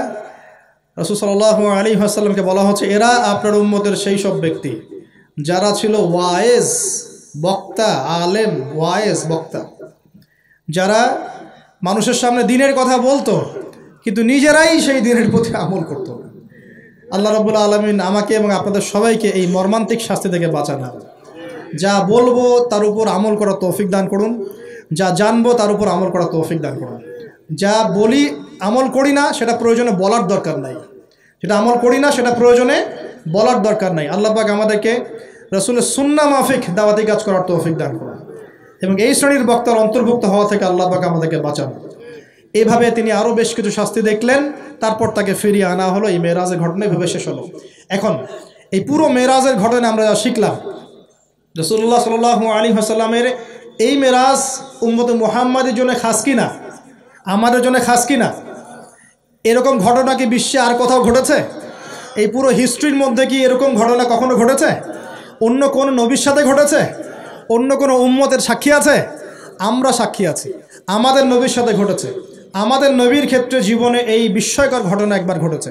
আল্লাহ পাক কি কোনো নবীকে তার কাছে নিয়ে ওহী করেছেন? আসুন এই মেরাজে যে বিষয়গুলো আমরা শিখলাম, আমরা সবাই এর উপর আমল করার চেষ্টা করি। আল্লাহ পাক তৌফিক দান করুন। আইয়ামে জাহিলিয়াতের মানুষরা যে আল্লাহকে বিশ্বাস করতো না, বিষয়টা এমন না। আইয়ামে জাহিলিয়াতের মানুষরা আল্লাহকে ঠিকই বিশ্বাস করত, কিন্তু আল্লাহকে পাওয়ার জন্য ওসিলা পূজা করত, মাধ্যম পূজা করত। আমি একটা দলিল দিচ্ছি যে আইয়ামে জাহিলিয়াতের মানুষরাও যে আল্লাহকে বিশ্বাস করত, তার সবচেয়ে বড় দলিল হচ্ছে আবু জেহেল নিজেই। আবু জেহেলের নাম শুনেছেন তো? আবু জেহেলকে এই উম্মতের কি বলা হয়? কে বলতে পারবেন? আবু জেহেলকে এই উম্মতের কি বলা হয়? ওয়াজ কি খালি শুনলেই হবে নাকি একটু ধরে রাখতে হবে? কি বলা হয়? আইয়ামে জাহিলিয়াত একটা প্রবাদ ছিল, আবু জেহেলকে বলা হতো আবুল হাকাম, মানে জ্ঞানের পিতা। কিসের পিতা? জ্ঞানের পিতা। কিন্তু ইসলাম আসার পরে যখন সে ইসলাম কবুল করে নাই এবং সত্যকে চিনেও প্রত্যাখ্যান করেছে, তখন নবী সাল্লাল্লাহু আলাইহি ওয়াসাল্লাম বলেছিলেন আবু জেহেল হচ্ছে এই উম্মতের ফেরাউন। কে? ফেরাউনের নাম শুনেছেন কিনা? ফেরাউন কে ছিল? এই বিশ্বের সবচেয়ে প্রতাপশালী শাসক। সে কি ভালো ছিল না জালেম ছিল? ক্ষমতা চিরদিন থাকে না থাকে না? থাকে। ফেরাউনের চেয়ে শক্তিধর ওই সময়ে বিশ্বের কেউ ছিল? আজকে ফেরাউনের কোনো অস্তিত্ব আছে? আছে। তার লাশটা পড়ে আছে। তার লাশটা আছে না? 1897 সালে তার লাশটা আবিষ্কৃত হয়েছে। কত সালে? 1897 সালের দিকে তার লাশটাকে আল্লাহ পাক শুটকি বানিয়ে রেখে দিয়েছেন। কেন রেখেছেন এই দলিলটাও কোরআনে আছে। ওই যে বললাম কোরআন সব কিছুর ব্যাখ্যা করেছে। ফেরাউনের লাশ কেন সংরক্ষণ করা হয়েছে এর দলিলও কোরআনে আছে। আল্লাহ বলেছেন যাতে করে তুমি, আজ আমি তোমার এই দেহটাকে সংরক্ষণ করব, যাতে করে তোমাকে পরবর্তীদের জন্য নিদর্শন রূপে রাখা যায়। তাহলে ফেরাউন কাদের জন্য নিদর্শন হয়ে আছে? ফেরাউনের পরে যারা জালেম হিসেবে আসবে এই পৃথিবীতে, সেই জালেমদের জন্য ফেরাউনের লাশটা নিদর্শন হয়ে আছে। কিন্তু মানুষ নিদর্শন গ্রহণ করতে রাজি নয়, মানুষ শিক্ষা গ্রহণ করতে রাজি নয়। ফেরাউন কি আম কোনো ব্যক্তি ছিলেন না শাসক ছিলেন? তাহলে আম ব্যক্তিদের জন্য তিনি যতটা না বড় নিদর্শন, শাসকদের জন্য বড় নিদর্শন। যারাই পৃথিবীতে শাসন ক্ষমতার বলে জুলুম করবে তাদের জন্য ফেরাউন একটা নিদর্শন হয়ে থাকবে কিয়ামত পর্যন্ত। থাকবে কি না? লিতাকুনা লিমান খালফাকা আয়া, আল্লাহ বলেছেন যাতে করে তুমি পরবর্তীদের জন্য নিদর্শন হতে পারো, এই কারণে তোমার লাশটাকে আমি সংরক্ষণ করেছি। আল্লাহ পাক এটাও বলেছেন কিন্তু বেশিরভাগ মানুষই আমার নিদর্শন সম্পর্কে গাফেল। বাস্তবতা তাই নয় কি? আচ্ছা, এখন ফেরাউনদের মতো বড় বড় জালেম নাই সারা বিশ্বে? তাদের জন্য নিদর্শন না শিক্ষা না? এটা শিক্ষা। দেখুন আবু জেহেলকেও এই উম্মতের ফেরাউন বলা হতো। কেন? কারণ সে সত্যকে চিনেও প্রত্যাখ্যান করেছে। তাকে বদরের যুদ্ধে হত্যা করা হয়েছে। দুইজন ছোট ছোট কিশোর তাকে হত্যা করেছেন, দুইজন মুয়াজ। দুইজন কি? এই মুয়াজ নাম জানতেন? মুয়াজ নাম বরকতময় নাম। দুই মুয়াজ, সিরাতের গ্রন্থ পড়ে দেখবেন আর রাহিকুল মাখতুম। দুইজন মুয়াজ ছোট ছোট বাচ্চা যাদের বয়স 10 থেকে 15-র মধ্যে, 10 থেকে 15। এই দুই ভাই মিলে আবু জেহেলকে হত্যা করেছে। সুবহানাল্লাহ। এরপর আব্দুল্লাহ বিন মাসউদ রাদিয়াল্লাহু আনহু তিনি তার গর্দানটা কেটে রাসূলের সামনে উপস্থাপন করেছিলেন। সুবহানাল্লাহ। ওই গর্দান দেখে নবী সাল্লাল্লাহু আলাইহি ওয়াসাল্লাম বলেছিলেন যে এই হচ্ছে এই উম্মতের ফেরাউন। আবু জেহেলকে এই উম্মতের বলেন ফেরাউন। এখন আবু জেহেলের দলিল কি দিচ্ছি?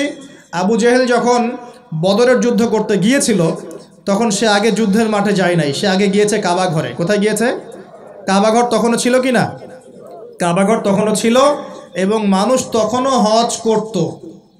বলতে পারেন যে কীরকম করে হজ করত? সেই হজের সিস্টেম আর আমাদের সিস্টেম এক ছিল না।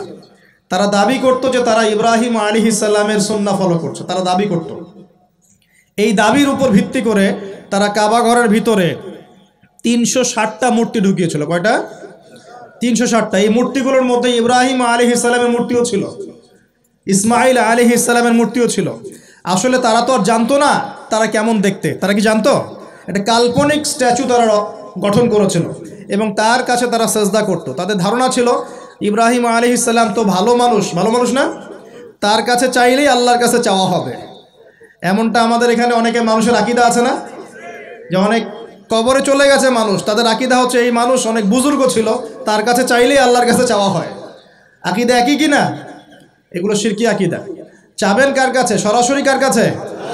আল্লাহর কাছে। কিসের ওসিলায় চাবেন? নিজের নেক আমলের ওসিলায় চাবেন, আল্লাহ পাকে তাওহীদের ওসিলায় চাবেন, আল্লাহ পাকে আসমাউল হুসনার ওসিলায় চাবেন, আল্লাহ পাকে সিফত নাম এগুলোর ওসিলায় চাবেন। ইনশাআল্লাহ আল্লাহ পাকে আপনার দোয়া কবুল করবেন। আল্লাহ পাক আমাদের সবার দোয়াগুলো কবুল করুন, বলি আমিন। এখন আবু জেহেল কাবা ঘরে গিয়ে কি করেছে? আবু জেহেল কাবা ঘরে গিয়ে আল্লাহকে বলছিল, আল্লাহুম্মা, ভালো করে শোনেন, আল্লাহুম্মা, হে আল্লাহ, ইন কুনতা তাআলাম, হে আল্লাহ আপনি যদি জানেন, আন্না মুহাম্মাদান আলাল হক, যে মুহাম্মদ সাল্লাল্লাহু আলাইহি ওয়াসাল্লাম সত্যের উপরে আছে, ফানসুরহু, তাহলে তাকেই সাহায্য করেন। কে দোয়া করছে এটা? কে দোয়া করছে? আচ্ছা, আবার বলছে, আল্লাহুম্মা, হে আল্লাহ, ইন কুনতা তাআলাম, আপনি যদি জানেন, আন্না নাহনুল কুরাইশ আলাল হক, আমরা কুরাইশরা সত্যের উপরে আছি, ফানসুরনা, তাহলে আমাদেরকে সাহায্য করেন। কে দোয়া করছে? এখন বলেন তো, আবু জেহেল আল্লাহ বিশ্বাস করে কিনা? আল্লাহ বলে যে একজন আছে, আবু জেহেল বিশ্বাস করে কিনা? তারপরে কেন সে মুশরিক হলো? কেন উম্মতের ফেরাউন হলো? কি কারণ? কারণ আল্লাহকে বিশ্বাস করা যথেষ্ট নয় যতক্ষণ না আপনি আল্লাহর বিধানের আনুগত্য করছেন। কথা কি বুঝতে পারছেন? আল্লাহর বিধানের আনুগত্য করার পরে আমি মুসলিম হচ্ছি। আল্লাহ পাকের বিধানের সামনে আত্মসমর্পণ করার মধ্য দিয়ে আমি কি হচ্ছি? মুসলিম হচ্ছি। যারা হিন্দু ভাই তারা কি বিশ্বাস করে না একজন ঈশ্বর আছে? জিজ্ঞাসা করে দেখেন, বিশ্বাস করে না? অবশ্যই বিশ্বাস করে। যারা বলছে যে 3 খোদা, আল্লাহ, নাউজুবিল্লাহ, ঈসা আলাইহিস সালাম আর রুহুল কুদুস, যারা 3 খোদায় বিশ্বাস করে এমন মানুষ আছে না পৃথিবীতে? তাদের সংখ্যা কিন্তু কোটি কোটি, প্রায় 200-300 কোটি মানুষ এগুলো বিশ্বাস করে। তো ওরা কি আল্লাহ বিশ্বাস করে না? করে কি না? ওরা কি বিশ্বাস করে না যে একজন আল্লাহ বলে একজন আছে? যারা বুদ্ধিস্ট তারা কি বিশ্বাস করে না যে আল্লাহ বলে একজন আছে? যারা ইহুদি তারা কি বিশ্বাস করে না যে আল্লাহ বলে একজন আছে? তাহলে আল্লাহ বলে একজন আছে, উপরওয়ালা একজন আছে, এই বিশ্বাস যথেষ্ট নয় যতক্ষণ না আপনি সেই আল্লাহর বিধানের সামনে আত্মসমর্পণ করছেন। আর আত্মসমর্পণ মানে কি? কিছু অংশ মানবো, কিছু অংশ মানবো না। আত্মসমর্পণ মানে কি? কিছু অংশকে মানবো, বাকি অংশ ছেড়ে দিব। যেটুকু মানলে আমার সুবিধা হয় ওইটুকু মানবো, যেগুলো মানলে আমার সুবিধা হয় না এগুলো ছেড়ে দিব। আত্মসমর্পণ মানে কি? আমি 2টা দলিল দিই, খালি জাস্ট 2টা, শর্ট করে দিচ্ছি কারণ আমাদের আলোচনা অনেক লম্বা হবে ইনশাল্লাহ। 2টা দলিল দিচ্ছি। এক, ইব্রাহিম আলাইহিস সালামকে যে আল্লাহ পাক বললেন তোমার স্ত্রী সন্তানকে রেখে আসো কাবা ঘরের কাছে, মনে আছে? মনে আছে কি নাই? আচ্ছা, ইব্রাহিম আলাইহিস সালাম কি প্রশ্ন করেছিলেন যে আমি কেন রেখে আসব, এর পিছনে যুক্তি কি, বিজ্ঞান কি, দর্শন কি? নাকি আল্লাহ বলেছেন বাস করেছেন? কোনটা? আল্লাহ বলেছেন, তিনি করেছেন। তিনি বলছেন, আল্লাহ বলছেন তোমার সন্তানকে কুরবানি করতে হবে, সন্তানের বয়স 10 বা 12 বছর। তিনি কি বলেছেন নিষ্পাপ বাচ্চাকে কেন হত্যা করব? এর পিছনে যুক্তি কি, এর পিছনে বিজ্ঞান কি, এর পিছনে দর্শন কি? আল্লাহ কাজটা তো ভালো মনে হচ্ছে না, এরকম কোনো প্রশ্ন করেছেন? নাকি আল্লাহ যা বলেছেন তাই করার জন্য প্রস্তুতি নিয়েছিলেন? কোনটা? এই কারণে ইব্রাহিম আলাইহিস সালামকে আল্লাহ পাক বলছেন আমার খলিল, আমার বন্ধু, ইয ক্বালা লাহু রাব্বুহু আসলিম, যখনই তার রব তাকে বলেছে আসলিম, আত্মসমর্পণ করো, ক্বালা আসলামতু লিরাব্বিল আলামিন, ইব্রাহিম বলেছে আমি আমার রবের সামনে আত্মসমর্পণ করলাম। সুবহানাল্লাহ। এই হলো মুসলিম। আর ইব্রাহিম আলাইহিস সালাম তোমাদের পিতা, মুসলিম জাতির পিতা, হুয়া সাম্মাকুমুল মুসলিমিন, যিনি তোমাদের নামকরণ করেছেন মুসলিম। মা কানা ইব্রাহিম ইয়াহুদিয়্যান ওয়ালা নাসরানিয়্যা, ইব্রাহিম একজন ইহুদিও ছিল না, নাসারাও ছিল না। ওয়ালাকিন কানা হানিফাম মুসলিমা, তিনি ছিলেন একজন হানিফ, একনিষ্ঠ মুসলিম। তাহলে ইব্রাহিম কেমন মুসলিম ছিলেন? প্রশ্ন করা মুসলিম না আত্মসমর্পণ করা মুসলিম? এখন মুসলিমদেরকে বোঝাতে হয় নামাজের বৈজ্ঞানিক ব্যাখ্যা কি, তারপর নামাজ পড়ে। জাকাতের অর্থনৈতিক ভিত্তি কি, জাকাতের সামাজিক সুফল কি বোঝাতে হয়, তারপর জাকাত দেয়। রমজানের মেডিকেল ব্যাখ্যা কি, রোজা রাখলে শরীর কিভাবে ভালো থাকে, এগুলো বোঝানোর পর রোজা রাখে। বোঝাতে হয় যে আল্লাহ পাকের বিধান যেগুলো আছে, যেমন চোরের হাত কেটে ফেলা, হ্যাঁ, ধর্ষকের শাস্তি দেওয়া, মৃত্যুদণ্ড দেওয়া প্রকাশ্যে, এগুলো বোঝাতে হয় যে এগুলোর সামাজিক পলিটিক্যাল ভিত্তি আছে, এগুলো দিলে সোশ্যালি শান্তি কায়েম হয়। বোঝানোর পরেও তারা মানতে চায় না। ইব্রাহিম আলাইহিস সালাম আল্লাহর আদেশ আসার সাথে সাথেই আত্মসমর্পণ করতেন। এই হলো মুসলিম।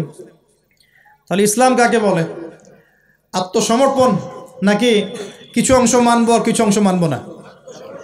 এখন আমরা যে কিছু অংশ মানি কিছু অংশ মানি না, এটা দেখার জন্য আপনাকে রমজান মাস পর্যন্ত অপেক্ষা করতে হবে। কীরকম? রমজান মাসে দেখবেন যে নামাজ পড়লো মাশাআল্লাহ, তারাবির নামাজ, ব্যবসা করতে গিয়ে দেখবেন মাপে কম দিবে।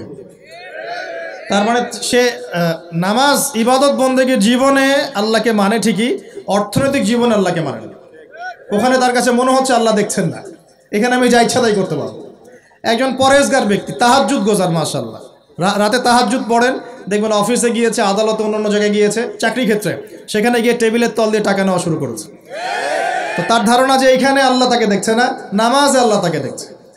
আবার আমাদের দিনী বোন অনেকে রোজা রাখে, মাশাআল্লাহ, রোজা রেখেও দেখবেন সিরিয়াল দেখছে, গিবত করছে, বেপর্দা হয়ে বাইরে ঘুরছে, করছে কি না? আবার রোজাও কিন্তু রাখছে। তার মানে তার ধারণা যে ইবাদত বন্দেগীর জীবনে আল্লাহ আমাকে, এখানে লা ইলাহা ইল্লাল্লাহ ঠিক আছে, মুহাম্মদুর রাসূলুল্লাহ ঠিক আছে, কিন্তু শরঈ পর্দার ক্ষেত্রে, অন্যান্য জীবনের অন্যান্য ক্ষেত্রে আমি লা ইলাহা ইল্লাল্লাহ মুহাম্মদুর রাসূলুল্লাহর পরোয়া করছি না। আমরা অনেক মানুষকে দেখেছি ব্যক্তিগতভাবেও এবং সোশ্যালিও, ইবাদত বন্দেগীর জীবনে পাক্কা মুসলমান, একদম কপালে সেজদার দাগ পড়ে গেছে, পায়ের মধ্যে সেজদার দাগ পড়ে আছে, ওই ব্যক্তি অর্থনৈতিক জীবনে গিয়ে পাক্কা সুদখোর, আছে কি নাই? এমন লোকের অভাব আছে? আমরা মোটামুটি অনেকেই এর মধ্যে ইনভলভ হয়ে যাই। আমরা একটা জিনিস বোঝাতে ব্যর্থ হচ্ছি, এবং এই মাহফিলের সিজনে এই একটা দাওয়াতই আমি দেওয়ার চেষ্টা করেছি, সেটা হলো নিজেকে এবং আপনাদেরকেও, যে ইসলাম আংশিক কোনো জীবন ব্যবস্থা নয়। ইসলামের মধ্যে প্রতিটা বিষয়ের হেদায়েত আছে। আমি মানতে পারি না পারি, আগে আমাকে আত্মসমর্পণ তো করতে হবে, নাকি? আমি হয়তো মানতে পারছি না, আমি জানি এই যুগে 100% ইসলাম পালন করা এত সহজ নয়। এটা কথা বলা সহজ, কিন্তু কাজ করা এতটা সহজ নয়। যদি করতে চাই পাহাড়ে চলে যাওয়া লাগবে, পাহাড়ে গরু ছাগল চড়াইতে হবে, ওখানে একদম ফিতনামুক্ত পরিবেশে নিজের চাষবাস করে খাইতে হবে, ছাগলের দুধ ধোয়াই খাইতে হবে, ওখানে আজান দেওয়া লাগবে, একামত দেয় আজান, নামাজ পড়া লাগবে, ফিতনা থেকে দূরে থাকা লাগবে, তাহলে 100% পালন করতে পারবো হয়তো। এই সমাজে, এই সামাজিক ব্যবস্থায় থেকে 100% ইসলাম পালন করা, যে বলবে সে মিথ্যা কথা বলছে। আমি যদি বলি আমি মিথ্যা কথা বলছি, 100% ইসলাম পালন করা এই যুগে এত সহজ নয়, এত সহজ নয়। কিন্তু আমি জানি সহজ নয়, কিন্তু আমরা তো নিয়াত করতে পারি, নাকি? যে আল্লাহ, আমি বিশ্বাস করি কোরআন এবং সুন্নাহ চূড়ান্ত, এবং এর মধ্যেই জীবনের সব কিছুর হেদায়েত আছে। আল্লাহ, আমি এর সামনে আত্মসমর্পণ করলাম, তুমি আমাকে পরিপূর্ণ জীবনে ইসলাম পালনের তৌফিক দাও আল্লাহ। এই দোয়াটা করা যায় তো, এই নিয়াতটা তো করা যায়। ইন্নামাল আমালু কি? ইন্নামাল আমালু বিন্নিয়াত। কাজের ফলাফল ডিপেন্ড করে কিসের উপরে? নিয়াতের উপরে। তো নিয়াতটা করি ইনশাআল্লাহ। এখন নামাজ পড়তে পারছি, কালকে দাড়িও রাখবো ইনশাআল্লাহ। কালকে দাড়ি রেখেছি, পাক্কা মুসল্লি হয়েছি, ফরজ আদায় করছি, কালকে সুন্নত নফলও পড়বো ইনশাআল্লাহ। নামাজ ঠিক হয়ে গেছে আলহামদুলিল্লাহ, তাহাজ্জুদ পর্যন্ত পড়ছি। আমার অর্থনৈতিক জীবনে সুদও ছাড়বো ইনশাআল্লাহ, ঘুষও ত্যাগ করবো ইনশাআল্লাহ, অন্যের সম্পদ আত্মসাৎ করাও বন্ধ করবো ইনশাআল্লাহ, দুর্নীতি বন্ধ করবো ইনশাআল্লাহ। আজকে আমি মুসল্লি হয়েছি, আমার পরিবারে পর্দাও কায়েম করবো ইনশাআল্লাহ। আমার পরিবার ঠিক আছে ইনশাআল্লাহ, আমি সামাজিক দায়িত্ব পেয়েছি, আমি আমার সাধ্যমতো সমাজে ইসলাম প্রতিষ্ঠার চেষ্টা করবো ইনশাআল্লাহ। চেষ্টা তো করতে হবে, আল্লাহ পাক চেষ্টা দেখবেন। যদি চেষ্টাটাও না করি, আল্লাহর কাছে কি জবাব দিব, কি মুখ দেখাবো? আমাদের সবাইকে নবী সাল্লাল্লাহু আলাইহি ওয়াসাল্লামের সামনে মুখ দেখাতে হবে না? একবার দেখাতে হবে ইচ্ছাই হোক আর অনিচ্ছাই হোক, আর একবার দেখাতে হবে ঐচ্ছিকভাবে। বুঝাচ্ছি কিভাবে? ইচ্ছাই হোক আর অনিচ্ছাই হোক, কোথায়? কবরে। কোথায়? সবাইকে দেখানো হবে। আমি, আপনি, এভরিবডি, সবাই দেখবে আমাদের নবী মুহাম্মদ সাল্লাল্লাহু আলাইহি ওয়াসাল্লামের এই নূরানি চেহারা, সবাই দেখবে ইনশাআল্লাহ। আল্লাহ পাক প্রশ্ন করবেন, ফেরেশতাদের মাধ্যমে প্রশ্ন করাবেন, মান হাযার রাজুল বুইসা ফীকুম, এই ব্যক্তিকে যাকে তোমাদের কাছে পাঠানো হয়েছিল। পৃথিবীতে যদি আমরা রাসূলের সুন্নাহ মতো চলতে পারি বা চলার চেষ্টা করি ইনশাআল্লাহ, সেই ব্যক্তি বলতে পারবে যে তিনি হচ্ছেন রাসূলুল্লাহ সাল্লাল্লাহু আলাইহি ওয়াসাল্লাম। আমি আল্লাহর কিতাব পড়ে জেনেছিলাম যে তিনি আল্লাহর রাসূল সাল্লাল্লাহু আলাইহি ওয়াসাল্লাম। আর যারা দুনিয়াতে চেষ্টা পর্যন্ত করবে না, তারা কি উত্তর দিতে পারবে? তাই মনে হয়। আর একবার হচ্ছে ঐচ্ছিক। এটা কেমন? রাসূল সাল্লাল্লাহু আলাইহি ওয়াসাল্লাম হাউজে কাউসারের সামনে দাঁড়িয়ে থাকবেন, আকাশের তারা যত বেশি তার চেয়ে বেশি হবে পানপাত্র, গ্লাস। তো নবী সাল্লাল্লাহু আলাইহি ওয়াসাল্লাম সবাইকে হাউজে কাউসারের পানি পান করাবেন। ওই দিন অন্য কোনো ব্র্যান্ডের পানি চলবে না, শুধু হাউজে কাউসারের পানি চলবে। মাম পানি, প্রাণ পানি এসব পানি নাই, শুধু হাউজে কাউসারের পানি। কথা বুঝতে পারছ? কোনো ড্রিঙ্কস নাই, সফট ড্রিঙ্কস, হার্ড ড্রিঙ্কস, কোনো ড্রিঙ্কস নাই, শুধু কি হাউজে কাউসারের পানি। এই পানি ছাড়া কোনো পানি নাই। এই পানি যে খাবে, এই যে 50,000 বছরের সমান দিন, কিয়ামতের দিন, এই দিনে সে ইনশাআল্লাহ পিপাসার্ত হবে না, সে আর কোনোদিনও পিপাসার্ত হবে না ইনশাআল্লাহ। আর যে ব্যক্তি পান করতে পারবে না তার কি অবস্থা সেটা বুঝতেই পারছেন। সবাইকে নবীজি পান করাতে থাকবেন। হঠাৎ পর্দা পড়ে যাবে, হঠাৎ একটা পর্দা পড়ে যাবে, অদৃশ্য পর্দা। নবীজি বলবেন, ইন্নাহুম মিন্নি, এরা তো আমার উম্মত। কেন পর্দা পড়ে গেল? আল্লাহ পাক জানিয়ে দিবেন, ইয়া রাসূলুল্লাহ সাল্লাল্লাহু আলাইহি ওয়াসাল্লাম, ইয়া নবী আল্লাহ, হে আল্লাহর নবী, আপনি জানেন না, ইন্নাকা লা তাদরি, আপনি জানেন না, মা আহদাসু বা'দাকা, আপনার ইন্তেকালের পরে এরা আপনার শরীয়তের মধ্যে কত নতুন নতুন বেদাত চালু করেছে, কত নতুন নতুন আমল চালু করেছে, আকীদা চালু করেছে, এটা আপনি জানেন না। ইন্নাকা লা তাদরি মা আহদাসু বা'দাক, সহিহ বুখারীর মধ্যে হাদিসে আসছে। নবীজি তখন বলবেন, সুহকান সুহকান, দূর হও দূর হও, লিমান গায়্যারা বা'দি, যারা আমার পরে দিনকে পরিবর্তন করেছো তারা দূর হয়ে যাও। প্রিয় ভাইয়েরা, আমরা নিয়াত করতে পারি তো ইনশাআল্লাহ যে আমরা জীবনের প্রতিটা ক্ষেত্রে রাসূলের সুন্নাহ মেনে চলার চেষ্টা করবো ইনশাআল্লাহ। এবং ইসলাম মানে আত্মসমর্পণ, আল্লাহর সামনে নিজের ইচ্ছাকে সমর্পণ করে দিব ইনশাআল্লাহ। কতটুকু পারবো না পারবো সেটা পরে, আগে আত্মসমর্পণ করব, ইনশাআল্লাহ আল্লাহ পাক রাস্তা দেখাবেন ইনশাআল্লাহ। বিশ্বাস করেন, যে ব্যক্তি চাইবে আল্লাহর কাছে মন থেকে, আল্লাহ আমি নামাজ পড়ছি, মাশাআল্লাহ আমি পর্দা কায়েম করেছি, আমি কোরআন তেলাওয়াত শিখছি, দিনের ফিকির করছি, দিন প্রচারের চেষ্টা করছি, আল্লাহ আমাকে তুমি সুদও ছাড়ার তৌফিক দাও, আল্লাহ অবশ্যই তাকে তৌফিক দেবেন ইনশাআল্লাহ। যে আল্লাহর কাছে যা চাইবে আল্লাহ পাক তাকে সেটাই দিবেন ইনশাআল্লাহ। একটা প্রবাদ আছে যে মানুষকে সে কারণেই সৃষ্টি করা হয়েছে, যে উদ্দেশ্যে সে, মানে যে গন্তব্যে সে ধাবিত হবে, ওই কারণেই মানুষকে সৃষ্টি করা হয়েছে। যদি আমরা জান্নাতের দিকে ধাবিত হতে চাই, দেখবেন ওই কাজগুলোকে আল্লাহ আপনার জন্য সহজ করে দিয়েছে। এটা হবে ইনশাআল্লাহ। আপনি শুধু একবার মন থেকে আল্লাহর দিকে ফিরে আসেন, আল্লাহ আপনাকে সময় দিবে, আল্লাহ আপনাকে রিজিক দিবে, আল্লাহ আপনাকে ওস্তাদ দিবে, আল্লাহ আপনাকে বন্ধু দিবে, আল্লাহ আপনাকে পরিবেশ দিবে, আল্লাহ আপনাকে দিন শেখা সহজ করে দিবে, হালাল রিজিকের পথ করে দিবেন, নেককার স্ত্রী দিবেন, নেককার সন্তান দিবেন, আল্লাহর পথে কাজ করার ট্র্যাক দিবেন, সবই আল্লাহ ব্যবস্থা করে দিবেন ইনশাআল্লাহ। এইটা ডিপেন্ড করে কার চাওয়া কত প্রগাঢ়, এর উপর ডিপেন্ড করে। যে যত বেশি জোর খাটিয়ে আল্লাহর কাছে চাইতে পারবে, আল্লাহ পাক তাকে তত বেশি দিবে ইনশাআল্লাহ তাআলা। তবে দিবেন এটা 100% ফিক্স করে রাখেন ইনশাআল্লাহ তাআলা। আল্লাহ পাক আমাদের সবাইকে পরিপূর্ণ মুসলিম হওয়ার তৌফিক এনায়েত করুন। প্রিয় ভাইরা, যেখানে ছিলাম, আইয়ামে জাহিলিয়াতে এমন শিরক ছিল, 1 নাম্বার। 2, আইয়ামে জাহিলিয়াতে ঠিক এমনই সুদ ছিল। আমাদের সমাজে সুদ আছে না? এরকম সুদভিত্তিক অর্থনৈতিক সিস্টেম ছিল আইয়ামে জাহিলিয়াতের মধ্যে। 3 নাম্বার ছিল মাদক। আমাদের সমাজে মাদক আছে না? মাদকের ছড়াছড়ি নাই? এখনকার যুব সমাজের 3টা বড় প্রবলেম। কয়টা? 3টা। একটা হচ্ছে পর্নোগ্রাফি। একটা কি? পর্নোগ্রাফি। অলমোস্ট এভরিবডি, সবাই পর্নোগ্রাফিতে আসক্ত, অলমোস্ট এভরিবডি। 2 নাম্বার হচ্ছে মাদক। এই যে মাদকের সাথে সবাই না হলেও সমাজের একটা বড় অংশের যুব সমাজ কিন্তু আসক্ত হয়ে আছে। 3 নাম্বার হচ্ছে ফ্রি মিক্সিং, মানে নারী পুরুষের অবাধ মেলামেশা। এই সমস্যাগুলো যুব সমাজকে আজকে গ্রাস করে খাচ্ছে।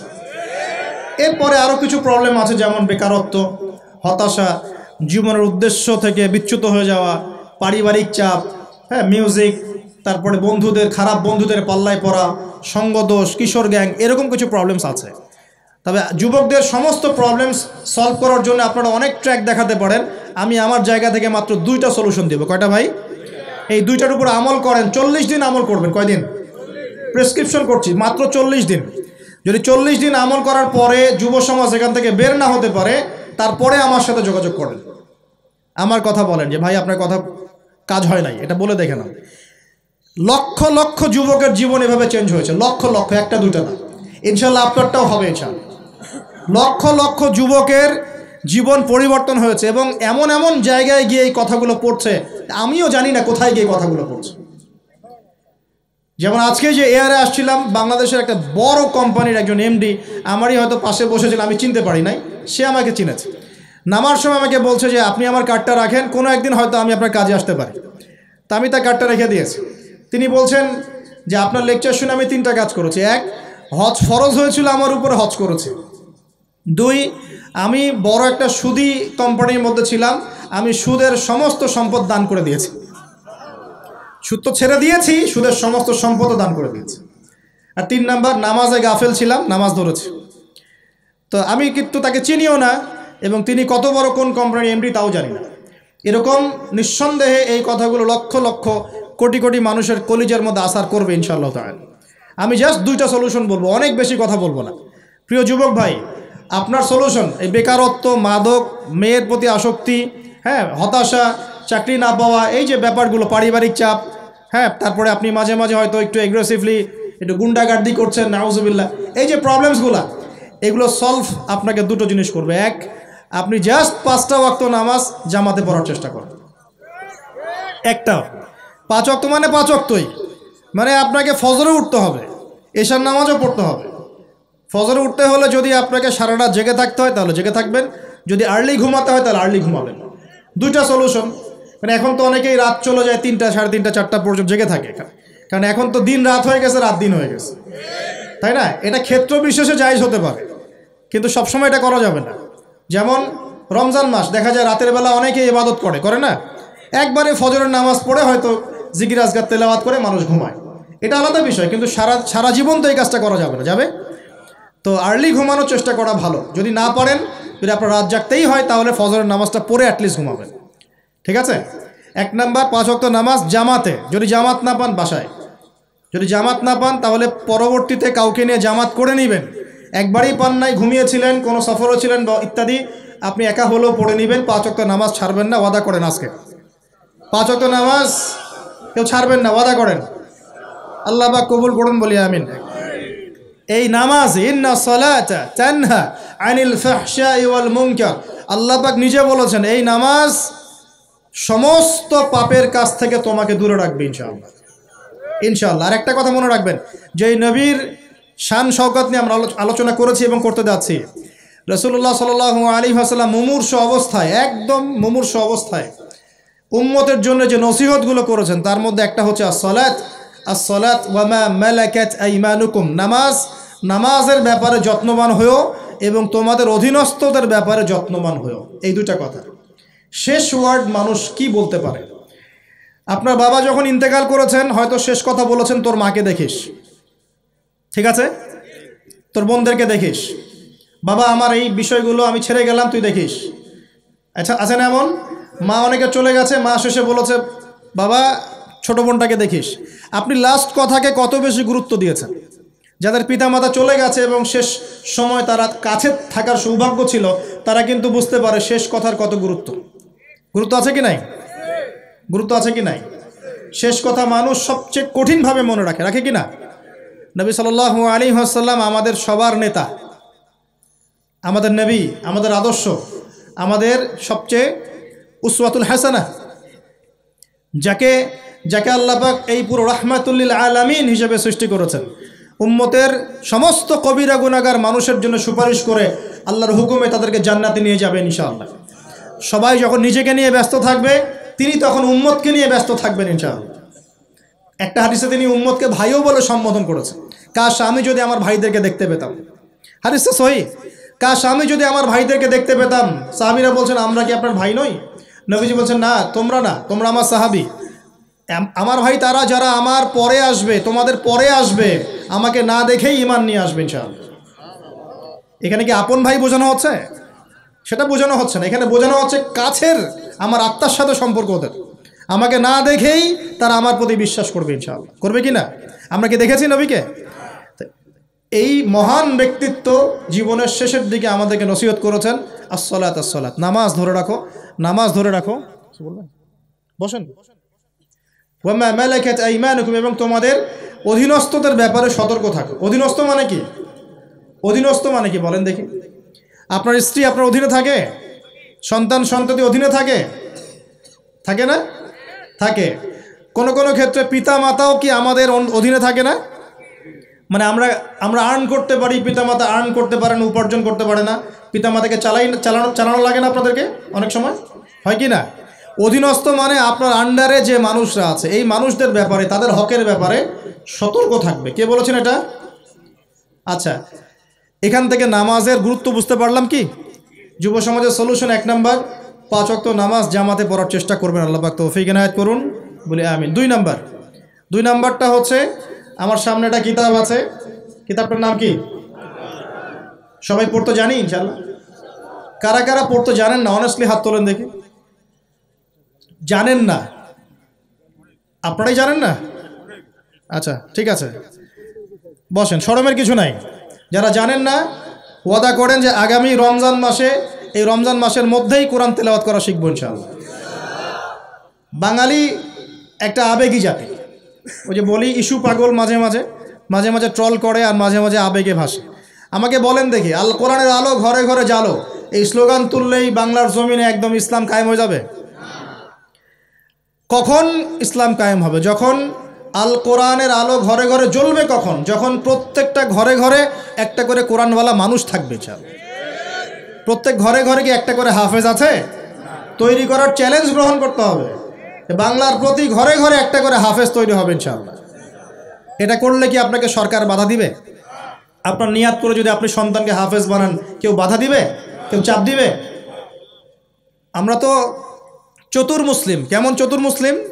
আমরা আমাদের সন্তানদের মধ্যে যারা বেশি ট্যালেন্টেড ওদেরকে দিব আগে জেনারেল লাইনে, আর যার একটু মাথা কম তাকে আমরা পাঠায় দিই মাদ্রাসায়, পাঠায় দিয়ে যে আবাসিকে রেখে দিই, থাকতো এখানে, ওকে এখানে পিটাই সোজা করবে। আপনাদের কি মনে হয় যে কোরআন সুন্নাহর জ্ঞানটা অর্জন করার জন্য মাথায় ঘিলুর দরকার নাই? এমনটা মনে হয়? কোরআন এবং সুন্নাহর জ্ঞান অর্জন করতে সবচেয়ে বেশি প্রজ্ঞা লাগে, সবচেয়ে বেশি মাথা কাটাতে হয়। সবচেয়ে ট্যালেন্টেড ছেলেটাকে দেয়া লাগতো কোরআন। আমরা উল্টা চলি। এই কারণে দেখা যায় যে কোরআন সুন্নাহ হাতে নিয়েও আমরা এখন ওয়ার্ল্ড অ্যাফেয়ার্সকে ডিল করতে পারছি না, আমরা ওয়ার্ল্ডকে চ্যালেঞ্জ করতে পারছি না। কেন? আল্লাহ রাব্বুল আলামিন আমাদের সবাইকে কোরআন শেখার তৌফিক দান করুন। আল কোরআনের আলো ঘরে ঘরে জ্বলবে তখনই যখন ইনশাআল্লাহ তাআলা আপনাদের প্রত্যেকের ঘরে একটা করে কোরআনওয়ালা মানুষ তৈরি হবে ইনশাআল্লাহ। পারা যাবে তো ইনশাআল্লাহ? নাকি কোরআন সুন্নাহ খালি আলেম ওলামাদের চর্চা করেই হবে? আপনাদের পড়ারও দরকার নাই, জানারও দরকার নাই, বোঝারও দরকার নাই। কোনটা? ব্যাপারটা কি এমন? কোরআনকে শুধু আল্লাহ পাক আলেমদের জন্য পাঠিয়েছেন, নাকি শুধু মুসলিমদের জন্য পাঠিয়েছেন, না পুরো মানব জাতির জন্য? পুরো মানব জাতির জন্য আল্লাহ কোরআন পাঠিয়েছেন। ওয়াদা করা যাবে ইনশাআল্লাহ? যুব সমাজ ইনশাআল্লাহ আমরা কোরআন তেলাওয়াত তো শিখবই, অর্থ বুঝবো ইনশাআল্লাহ। রাজি আছি ইনশাআল্লাহ? এই রমজান মাসে আল কোরআন 1 খতম দিবেন ইনশাআল্লাহ। প্রত্যেক দিন 1 পারা করে তেলাওয়াত করার চেষ্টা করবেন, আল্লাহ তৌফিক দান করুন বলিয়া। আর যারা আমরা তেলাওয়াত করতে পারি আমরা চেষ্টা করব আলিফ লাম মিম থেকে একদম মিনাল জিন্নাতি ওয়ান নাস পর্যন্ত অর্থসহ পড়ার জন্য। পারবো তো ইনশাআল্লাহ? আল্লাহ তৌফিক দান করুন বলি আমিন। যেটা বলছিলাম, আইয়ামে জাহিলিয়াতে এই প্রবলেমসগুলো ছিল। আপনাকে আমি আস্তে আস্তে এখন মেরাজের দিকে নিয়ে যাচ্ছি। আইয়ামে জাহিলিয়াতের প্রবলেমস কি বললাম? 1 নাম্বার কি ছিল ভাই? শিরকের পাপ। 2 নাম্বার বলেন আমার সাথে, রিবা মানে সুদ। 3 নাম্বার মাদক, যেটা আমাদের সমাজে আছে কি নাই? 4 নাম্বার হচ্ছে মেয়েদের অবমাননা। মেয়ে নারী জাতিকে সেখানে খুব একটা মূল্যায়ন করা হতো না। আপনাদের কি মনে হয় এখন খুব মূল্যায়ন করা হয়? এখন খুব মূল্যায়ন করা হয় না? এখন মূল্যায়ন করা হয় ঠিকই, কিন্তু তাদের দেহটাকে কিসে মূল্যায়ন করা হয়? এই দেহটাকেই মূল্যায়ন করা হয়। তাদের ডিগনিটি, তাদের সম্মানকে মূল্যায়ন করা হচ্ছে না। আমরা কত বড় ভণ্ড দেখবেন। নারী অধিকারের কথা বলি, কিন্তু পতিতালয়গুলোকে বন্ধ করি নাই। আমরা যদি সত্যি তাদেরকে ভালোবেসে থাকি, তারা যদি আমাদের সমাজের অংশ হয়, আমাদেরই কারো মা, কারো বোন, কারো আত্মীয় হয়ে থাকে, তাহলে আমরা কি আমাদের অর্থ দিয়ে তাদেরকে কর্মসংস্থানের ব্যবস্থা করে দিতে পারতাম না? কয়জন এই কাজটা করেছে? কয়জন এই কাজটা করেছে বা করার হিম্মত দেখাচ্ছে? ওদেরকে রেখেও দিবে, তাদেরকে ভোগও করবে, করে আবার ওদের অধিকারের আন্দোলনও করবে। কত বড় ভণ্ড জাতি চিন্তা করবে। আমরা একটু নিয়াত করতে পারি তো যে আমরা আমাদের অর্থ সম্পদ থেকে আমরা প্রয়োজনে আমাদের পলিটিক্যাল পাওয়ার কাজে লাগিয়ে, আমাদের এখানে যারা অনেস্ট মেম্বার, চেয়ারম্যান, এমপি সাহেব থাকবেন, তাদের পলিটিক্যাল পাওয়ারটাকে কাজে লাগিয়ে আমরা আমাদের এলাকাগুলোর মধ্যে সমস্ত অনৈতিক কাজগুলো বন্ধ করে দেব ইনশাআল্লাহ। এবং ওইকে আমরা ভালো কোনো কর্মসংস্থানের ব্যবস্থা করে দিব। দেখবেন কোনোদিনও শেষেচ্ছায় এই পথে পা বাড়াবে না ইনশাআল্লাহ। কোনো মেয়ের কি এই কাজ করতে ভালো লাগে আপনার মনে হয়? কোনো মেয়ে চায় না যে সম্মান বিক্রি করে খেতে হবে। হয়তো পেটের দায়ে বা সামাজিক অন্ধকার জগতে পা বাড়িয়ে দালালের খপ্পরে পড়ে, বা এই যে নারী লিপ্সু কিছু পুরুষ মানুষের খপ্পরে পড়ে এই পথে চলে গেছে। এরা যদি আমাদের আত্মীয় হতো, আমাদের বংশের কেউ হতো, আমাদের কারো মা, কারো বোন, কারো স্ত্রী হতো, তাহলে কি আমরা সমাজে মুখ দেখাতে পারতাম? ইয়াজুজ আর মাজুজ সারা বিশ্বে ফাসাদ সৃষ্টি করবে। সূরা কাহাফ পড়ে দেখেন, ইন্না ইয়াজুজ ওয়া মাজুজ মুফসিদুনা ফিল আরদ। ইয়াজুজ আর মাজুজ সারা পৃথিবীতে ফাসাদ, ফিতনা ছড়াই দিবে। এরা কি সারা পৃথিবীতে ফিতনা ছড়াই দেয় নাই? আমি কিন্তু বলছি না যে এরাই ইয়াজুজ মাজুজ, আমি কিন্তু এই কথা বলি না। বলছি ইয়াজুজ মাজুজের চরিত্র এদের মধ্যে পাওয়া যায়। বিশ্বের প্রত্যেকটা জায়গায় ফাসাদ সৃষ্টি করে দিছে। কখন কোন দেশকে কোন দেশের সাথে লাগাই দেওয়া যাবে, কার মধ্যে ফিকশন লাগে অস্ত্র বিক্রি করা যাবে, হ্যাঁ, কোথায় কোন খনি আছে দখল করা যাবে, কোথায় কোন মুসলিম আছে ওদেরকে বোম্বিং করা যাবে, কোথায় কারাগারে নিয়ে মুসলিমদেরকে টর্চার করা যাবে, শান্তিপূর্ণ মুসলিম কান্ট্রির মধ্যে কেমন করে জঙ্গি ইস্যু তৈরি করা যায়, সারাদিন এই ফিকির করে বেড়ায় মাথার মধ্যে। এখন সব কিছু বাদ দিয়ে এখন শিক্ষাক্ষেত্রেও মাথা ঢোকানোর চেষ্টা করছে। তো এখন দেখেন, আমরা কি পশ্চিমাদের দাসত্ব করব? আমাদের সামনে কোরআন সুন্নাহ নাই। আমরা যদি আমাদের মেধা, আমাদের ঐক্য, আমাদের সম্পদকে কাজে লাগাতে পারি, ওরা আমাদের দাসত্ব করবে ইনশাআল্লাহ। আপনাদের কি মনে হয় এগুলো শুধু স্লোগান দিচ্ছি? 1150 বছর, 1200 বছর এই বিশ্বটাকে মুসলিমরা শাসন করেছে। ইতিহাস পড়ে দেখেন না একটু।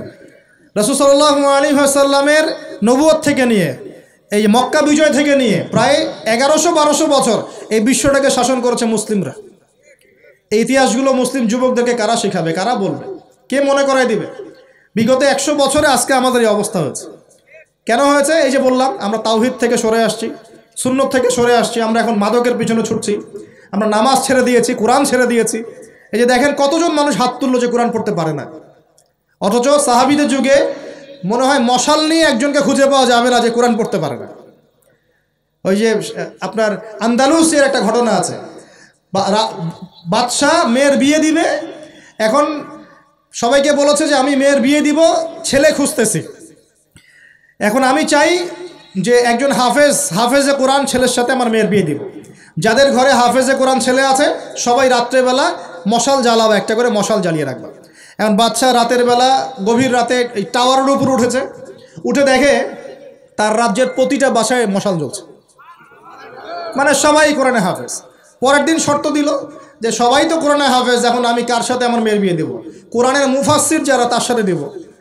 পরের দিন যখন উনি টাওয়ারে উঠেছেন, দেখেন যে সব ঘরে মশাল জ্বলছে, এখন সবাই কোরআনে তাফসীর করতে যাবে। তারপর দিন আরও কঠিন শর্ত দিয়েছে যে হাদিসের উপর গবেষণা কারা করেছে, হাদিস বেত্তা কারা, এবার কোরআন হাফেজ, তাফসীর এবং হাদিস জানে কারা।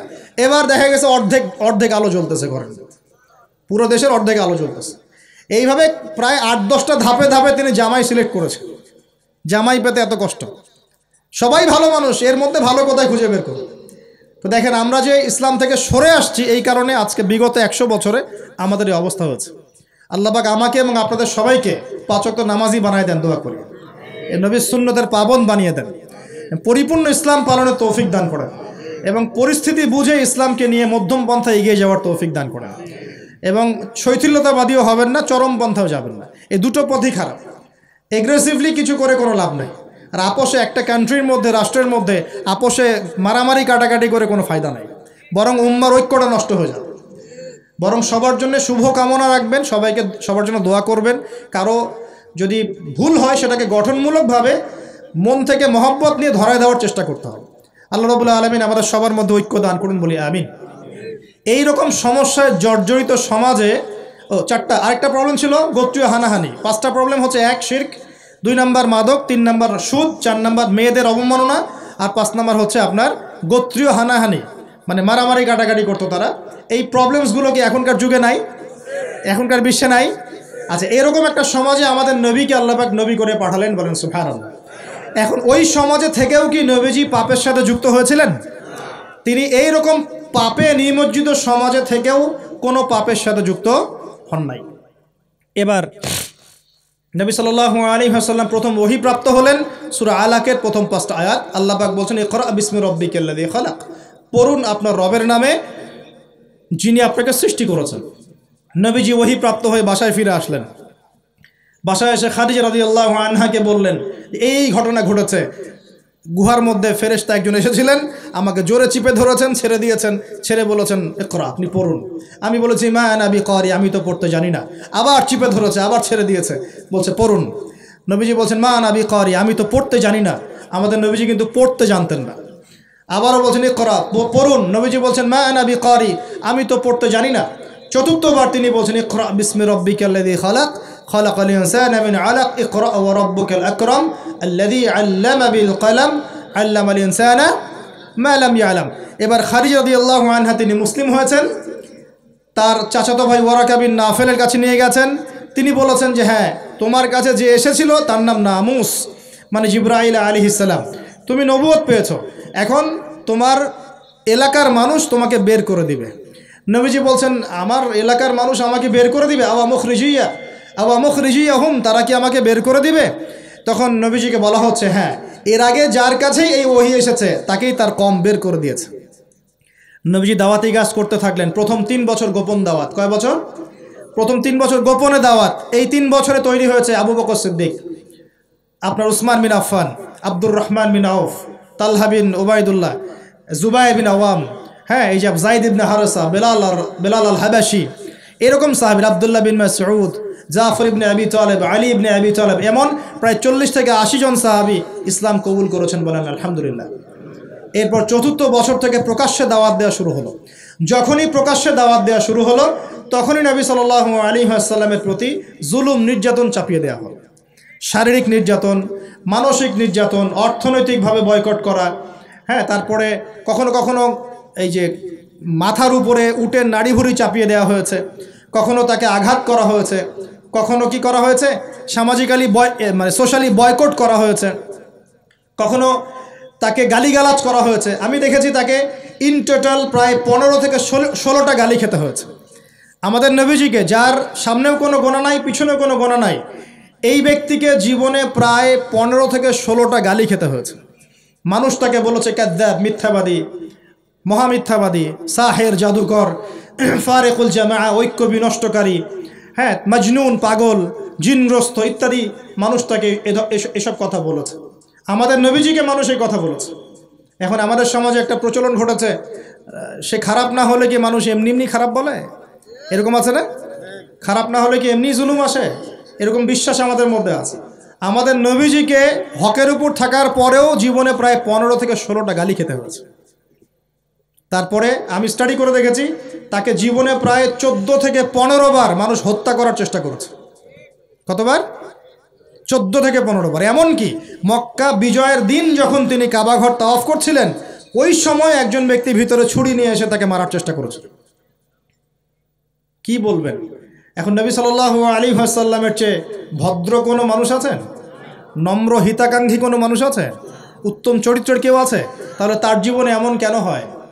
উত্তর, যখন আপনি পরিপূর্ণ হকের উপর থাকবেন তখন আপনাকে চতুর্দিক থেকে বাধা পেতে হবে। আপনার পরিবার থেকে বাধা আসবে, আপনার বন্ধু মহল থেকে বাধা আসবে, আপনার কোনো সময় দেখা যাবে স্ত্রী শত্রু হয়ে যাচ্ছে, সন্তান শত্রু হয়ে যাচ্ছে, হ্যাঁ, সমাজে আপনি চলতে যাচ্ছেন, সমাজের মানুষ আপনাকে সেভাবে গ্রহণ করছে না, আপনি আনসোশ্যাল হয়ে যাচ্ছেন, অনেক সমস্যা হতে পারে। তবে এরপরেও কি হক ছেড়ে দেওয়া যাবে? আল্লাহ পাক সবাইকে হকের উপর থাকার তৌফিক দান করুন। এখন এইভাবে চলতে চলতে এক পর্যায়ে নির্যাতনের মাত্রা এত বেশি হলো যে সাহাবীরা নবীর কাছে এসে বলছেন, ইয়া রাসূলুল্লাহ, তাদের প্রতি বদদোয়া করেন যাতে আল্লাহ তাদেরকে ধ্বংস করে দেন। তখন নবীজি বলছেন, দেখো, তোমরা খুব তাড়াহুড়া করছো, আমি তোমাদেরকে জানিয়ে দিচ্ছি আল্লাহ পাক এই দিন ইসলামকে মাশরিক মাগরিব পর্যন্ত পৌঁছে দিবেন। এমনকি একটা কাঁচা ঘর, একটা পাকা ঘর বাদ থাকবে না যেখানে আল্লাহ পাক লা ইলাহা ইল্লাল্লাহ কালিমা ঢুকিয়ে দেবেন না। কিন্তু তোমরা খুব তাড়াহুড়া করছো। তো তখন তিনি সাহাবীদেরকে বললেন, তোমরা আবিসিনিয়ায় হিজরত করো। কোন জায়গা ভাই? আবিসিনিয়ায় কোন দিকে? এখন এই যে ইথিওপিয়া নাম শুনে, ইথিওপিয়া, ইরিত্রিয়া নাম শুনেছেন? এই জায়গার ছিল আগে আবিসিনিয়া। সেখানে একজন বাদশা ছিলেন, তার নাম বাদশা নাজাশি। কি নাম? বাদশা নাজাশি। এবং তিনি কিন্তু খ্রিস্টান ছিলেন। এই সমকামীদের মতো খ্রিস্টান ছিলেন না, যারা ঈসা আলাইহিস সালামকে আল্লাহর সন্তান বলে এই রকম খ্রিস্টান ছিলেন না। তিনি একজন সৎ খ্রিস্টান ছিলেন। নবীজি নিজে বলেছেন যে বাদশা নাজাশির দরবারে তোমরা যাও, সেখানে কোনো মানুষ জুলুমের শিকার হয় না। নবী স্টেটমেন্ট দিচ্ছেন তার সম্পর্কে। এমনকি এই ব্যক্তি যখন মারা গেছেন তখন আমাদের নবী তার গায়েবানা জানাজার নামাজও পড়িয়েছেন। চিন্তা করতে পারেন, ওইখানে জাফর রাদিয়াল্লাহু আনহু সাহাবীদেরকে নিয়ে হিজরত করেছেন এবং তারা সেখানে থাকতে লাগলেন, তাদের কোনো ক্ষতি হয়নি। এরপর নবী সাল্লাল্লাহু আলাইহি ওয়াসাল্লাম তায়েফে গিয়েছেন। কোথায়? তায়েফ। তায়েফে 3 জন বড় বড় গোত্র নেতা ছিল। কয়জন ভাই? এগুলো শিখে নেন ক্লাসের মতো। একজনের নাম ছিল আব্দে ইয়ালাইল। কি নাম? আব্দে ইয়ালাইল। একজনের আব্দে মাসউদ, আর একজনের নাম হচ্ছে হাবিব বিন আমর। এই 3 জন বড় বড় গোত্র নেতা ছিল। থাকে না কমিটির নেতা বড় বড়, এরকম 3টা নেতা। এরা যদি ইসলাম কবুল করত তাহলে তায়েফবাসী সবার সাপোর্ট নবীজি পেতেন, সবার সাপোর্ট নবীজি পেতেন। কিন্তু এই 3 জনের কেউই ইসলাম কবুল করে নাই, বরং তায়েফবাসীদের মধ্যে ছোট ছোট যুবকদেরকে লেলিয়ে দেওয়া হয়েছে নবীজিকে মারার জন্য। বলেন নাউজুবিল্লাহ। তারা নির্মমভাবে আমাদের নবীকে আঘাত করেছে, পাথর দিয়ে আঘাত করেছে এবং দাড়ি মাথা ফেটে এই দিক দিয়ে রক্ত পড়তে পড়তে পায়ের জুতা পর্যন্ত আটকে গিয়েছিল আমাদের নবীর। ইসলাম এমনি এমনি আসে নাই। আমরা তো ফ্রি ফ্রি ইসলাম পেয়েছি, বুঝতে পারি না ইসলাম কেমনে আসছে। যদি বুঝতাম, সাহাবীরা তো দেখেছেন ইসলাম কিভাবে এসেছে, এই কারণে জীবন দিয়ে দিলেও ইসলাম থেকে সরতেন না। আমরা তো আসলে বুঝতে পারছি না ইসলাম কত কষ্ট করে এখানে আসছে। এবার নবী সাল্লাল্লাহু আলাইহি ওয়াসাল্লাম একটা আঙ্গুর বাগানে বসে একটা দোয়া করেছিলেন আল্লাহর কাছে। এটাকে মাজলুমের দোয়া বলা হয়। ওই সময় জিবরাইল আলাইহিস সালাম এবং পাহাড় পর্বতের ফেরেশতা এসেছিলেন, এসে বলেছিলেন, ইয়া রাসূলুল্লাহ, খালি একবার বলেন তাহলে এই তায়েফবাসীকে 2 পাহাড়ের মাঝখানে ফেলে পিষে দিব একেবারে। নবীজি বলছেন, বাল আরজু, বরং আমি আশা করি, বরং আমি এটা আশা করি, আইয়ুখরিজাল্লাহু মিন আসলাবিহিম কওমান, আল্লাহ পাক তাদের ঔরস থেকে এমন সম্প্রদায় নিয়ে আসুক, আল্লাযীনা ইয়াবুদুনাল্লাহ, যারা আল্লাহর ইবাদত করবে, ওয়ালা ইউশরিকুনা বিহি শাইআ, এবং তারা আল্লাহর সাথে কাউকে শরীক করবে না। আমাদের নবী বদদোয়া না করে উল্টা দোয়া করলেন। সুবহানাল্লাহ। এই তায়েফে এখন আপনারা গিয়ে ঘুরে আসছেন না? অনেকে গেছেন হজ করতে, ওমরা করতে, ঘুরে আসছেন। ওই তায়েফ ছিল এই জায়গা। এই তায়েফবাসী প্রথমে ইসলাম কবুল করে নাই। এরপরে নবী সাল্লাল্লাহু আলাইহি ওয়াসাল্লাম কোনো রকমে মক্কা এসেছেন। আসার পরে তার যে 2 জন আশ্রয়স্থল, কয়জন ভাই? একজন হচ্ছে চাচা আবু তলেব, নাম মনে আছে? সবাই নবীজির এগেনস্টে চলে, আবু তলেব তাকে প্রোটেক্ট করেন। মনে করেন যে আমাদের এলাকায় একজন এমপি সাহেব আছেন বা মেম্বার বা চেয়ারম্যান সাহেব আছেন, যিনি সবাই ইসলামের বিরোধী হলেও তিনি ইসলামের পক্ষের মানুষ। তখন ইসলামপন্থীরা সুবিধা পাবে না? একটু হলেও সুবিধা পাবে কিনা? একটু সাপোর্ট পাবে কিনা? চাচা আবু তলেব ছিলেন এমন মানুষ। সমাজের সবাই রাসূল সাল্লাল্লাহু আলাইহি ওয়াসাল্লামকে ভালো মন্দ বলছে। আবু জেহেল, আবু লাহাব, উতবা, সায়বা, এরা সবাই ভালো মন্দ বলছে, খারাপ বলছে এবং তার বিরুদ্ধে চক্রান্ত করছে, কিন্তু আবু তলেব তাকে সাহায্য করছে। এই আবু তলেব ইন্তেকাল করলেন, ইন্না লিল্লাহি ওয়া ইন্না ইলাইহি রাজিউন। ঠিক আবু তলেব ইন্তেকাল করার 3 দিন বা 7 দিনের মধ্যেই নবী সাল্লাল্লাহু আলাইহি ওয়াসাল্লামের প্রিয়তম স্ত্রী, ওই যে খাদিজা রাদিয়াল্লাহু আনহা, যিনি তার ভালোবাসা, যার প্রেম, যার মমতা, যার স্নেহ, সম্পদ সব দিয়ে নবী সাল্লাল্লাহু আলাইহি ওয়াসাল্লামকে সাপোর্ট দিয়েছেন, উনিও ইন্তেকাল করলেন, ইন্না লিল্লাহি ওয়া ইন্না ইলাইহি রাজিউন। মাত্র 3 দিন বা 7 দিনের ব্যবধানে। চিন্তা করেন তো সিচুয়েশনটা কেমন হতে পারে, কেমন লাগতে পারে তখন? একে তো সামাজিক চাপ, অর্থনৈতিক চাপ, এই কাফের মুশরিকদের চাপ, তার মধ্যে মক্কায় কোনো রকম আসলাম, তায়েফ থেকে কেবল আসা হয়েছে। আসার পরেই এই ঘটনাগুলো ঘটে গেল। প্রিয়তম স্ত্রীও চলে গেলেন, আবু তলেবও চলে গেল। আমাদের মতো কোনো যুবক হলো তো আত্মহত্যা করে ফেলত। এই যুব সমাজ 80 না পাইলে ম্যাথে আত্মহত্যা করে। তোমরা শিখো নবী সাল্লাল্লাহু আলাইহি ওয়াসাল্লামের মানসিক ক্ষমতা কত বেশি ছিল, তার মানসিক স্ট্রেংথ কত কত কত ডেপথ ছিল, তার মাথার মধ্যে মানসিক ক্ষমতা কত বেশি ছিল। তিনি চ্যালেঞ্জ ফেস করতে পারতেন। শক্ত মানুষ ছিলেন, হাতটা ছিল নরম তুলতুলা। নবীজির হাত ছিল নরম তুলতুলা, একদম নরম। সাহাবীরা বলেছেন মুসাফা করলে মনে হতো একদম রেশমের মতো তুলতুলা নরম হাত। কিন্তু সেই হাতে যখন তিনি তরোয়াল ধরতেন শক্ত হয়ে যেত। কথা বুঝতে পারছেন না মনে হয়? নরম হাতের অধিকারী, কিন্তু ভিতরের কলব ঈমান একদম চট্টানের মতো, পাহাড়ের মতো শক্ত। মানসিক ক্ষমতা পাহাড়ের মতো শক্ত। প্রথম কথা, 5 ওয়াক্ত নামাজ হাদিয়া এসেছে, ছাড়বো কি ইনশাআল্লাহ? আল্লাহ পাক সবাইকে 5 ওয়াক্ত নামাজ পড়ার তৌফিক এনায়েত করুন, বলি আমিন। 2 নাম্বার, সূরা বাকারার যে শেষের আয়াতগুলো সেগুলো আমল করবো তো ইনশাআল্লাহ? আল্লাহ তৌফিক এনায়েত করুন, বলি আমিন। তৃতীয়ত হচ্ছে শিরকের পাপে লিপ্ত না হলেই জান্নাতে যাবো ইনশাআল্লাহ। শিরকের পাপে লিপ্ত হবেন কখনো? আল্লাহ পাক শিরক কি কেন বোঝার তৌফিক দান করুন, শিরক মুক্ত আমল করার তৌফিক দান করুন। যে শাস্তিগুলো দেখে এসেছেন নবী সাল্লাল্লাহু আলাইহি ওয়াসাল্লাম, আমাদের মা বোনদেরকে কি বেপরদায় রাখবো? ফ্যামিলিস্ট রেভলিউশনে ধোকায় পড়বো? আমরা কি জান্নাতে যাওয়ার জন্য একটু কষ্ট করতে পারবো না? ইনশাআল্লাহ। আর জাহান্নাম ঘেরা আছে প্রবৃত্তি দিয়ে, প্রবৃত্তির দাসত্ব করব? সুদ কি খাবো? আমরা কি এতিমের মাল ভক্ষণ করব? জেনার পাপে লিপ্ত হব? আমরা কি সুদের পাপে লিপ্ত হব? আমরা কি মৃত ভাইয়ের গোশত খাওয়ার পাপ করব? আমরা কি এমন বক্তা হব যে কথা বলে কিন্তু আমল করে না? আমরা কি দায়িত্ব পালন করতে পারি না এমন দায়িত্ব ঘাড়ে নিব? আল্লাহ পাক আমাদেরকে সবাইকে মেরাজের রাতে নবী সাল্লাল্লাহু আলাইহি ওয়াসাল্লাম যে মর্মান্তিক আযাব গজবগুলো দেখে এসেছেন, এগুলো চেনার, বোঝার এবং এগুলো থেকে দূরে থাকার তৌফিক দান করুন বলি আমিন। এই পাপগুলো থেকে আমাদের সবাইকে দূরে থাকার তৌফিক দান করুন বলি আমিন। এবং নবী সাল্লাল্লাহু আলাইহি ওয়াসাল্লাম যে 3টা স্পেশাল হাদিয়া নিয়ে এসেছেন, এই 3টা দাঁতের মারি দিয়ে আঁকড়ে ধরার তৌফিক দান করুন বলি আমিন। আকুলু কাওলি হাযা আস্তাগফিরুল্লাহ লি ওয়া লাকুম ওয়া লিসাইল মুসলিমিন। বারাকাল্লাহু লানা ওয়া লাকুম বিল আয়াতিল হাকীম। ইন্নাহু তাআলা জাওয়াদুন কারীম বাররাউফুর রহিম। সুবহানাকা আল্লাহুম্মা বিহামদিকা আশহাদু আন লা ইলাহা ইল্লা আনতা আস্তাগফিরুকা ওয়া আতুবু ইলাইক।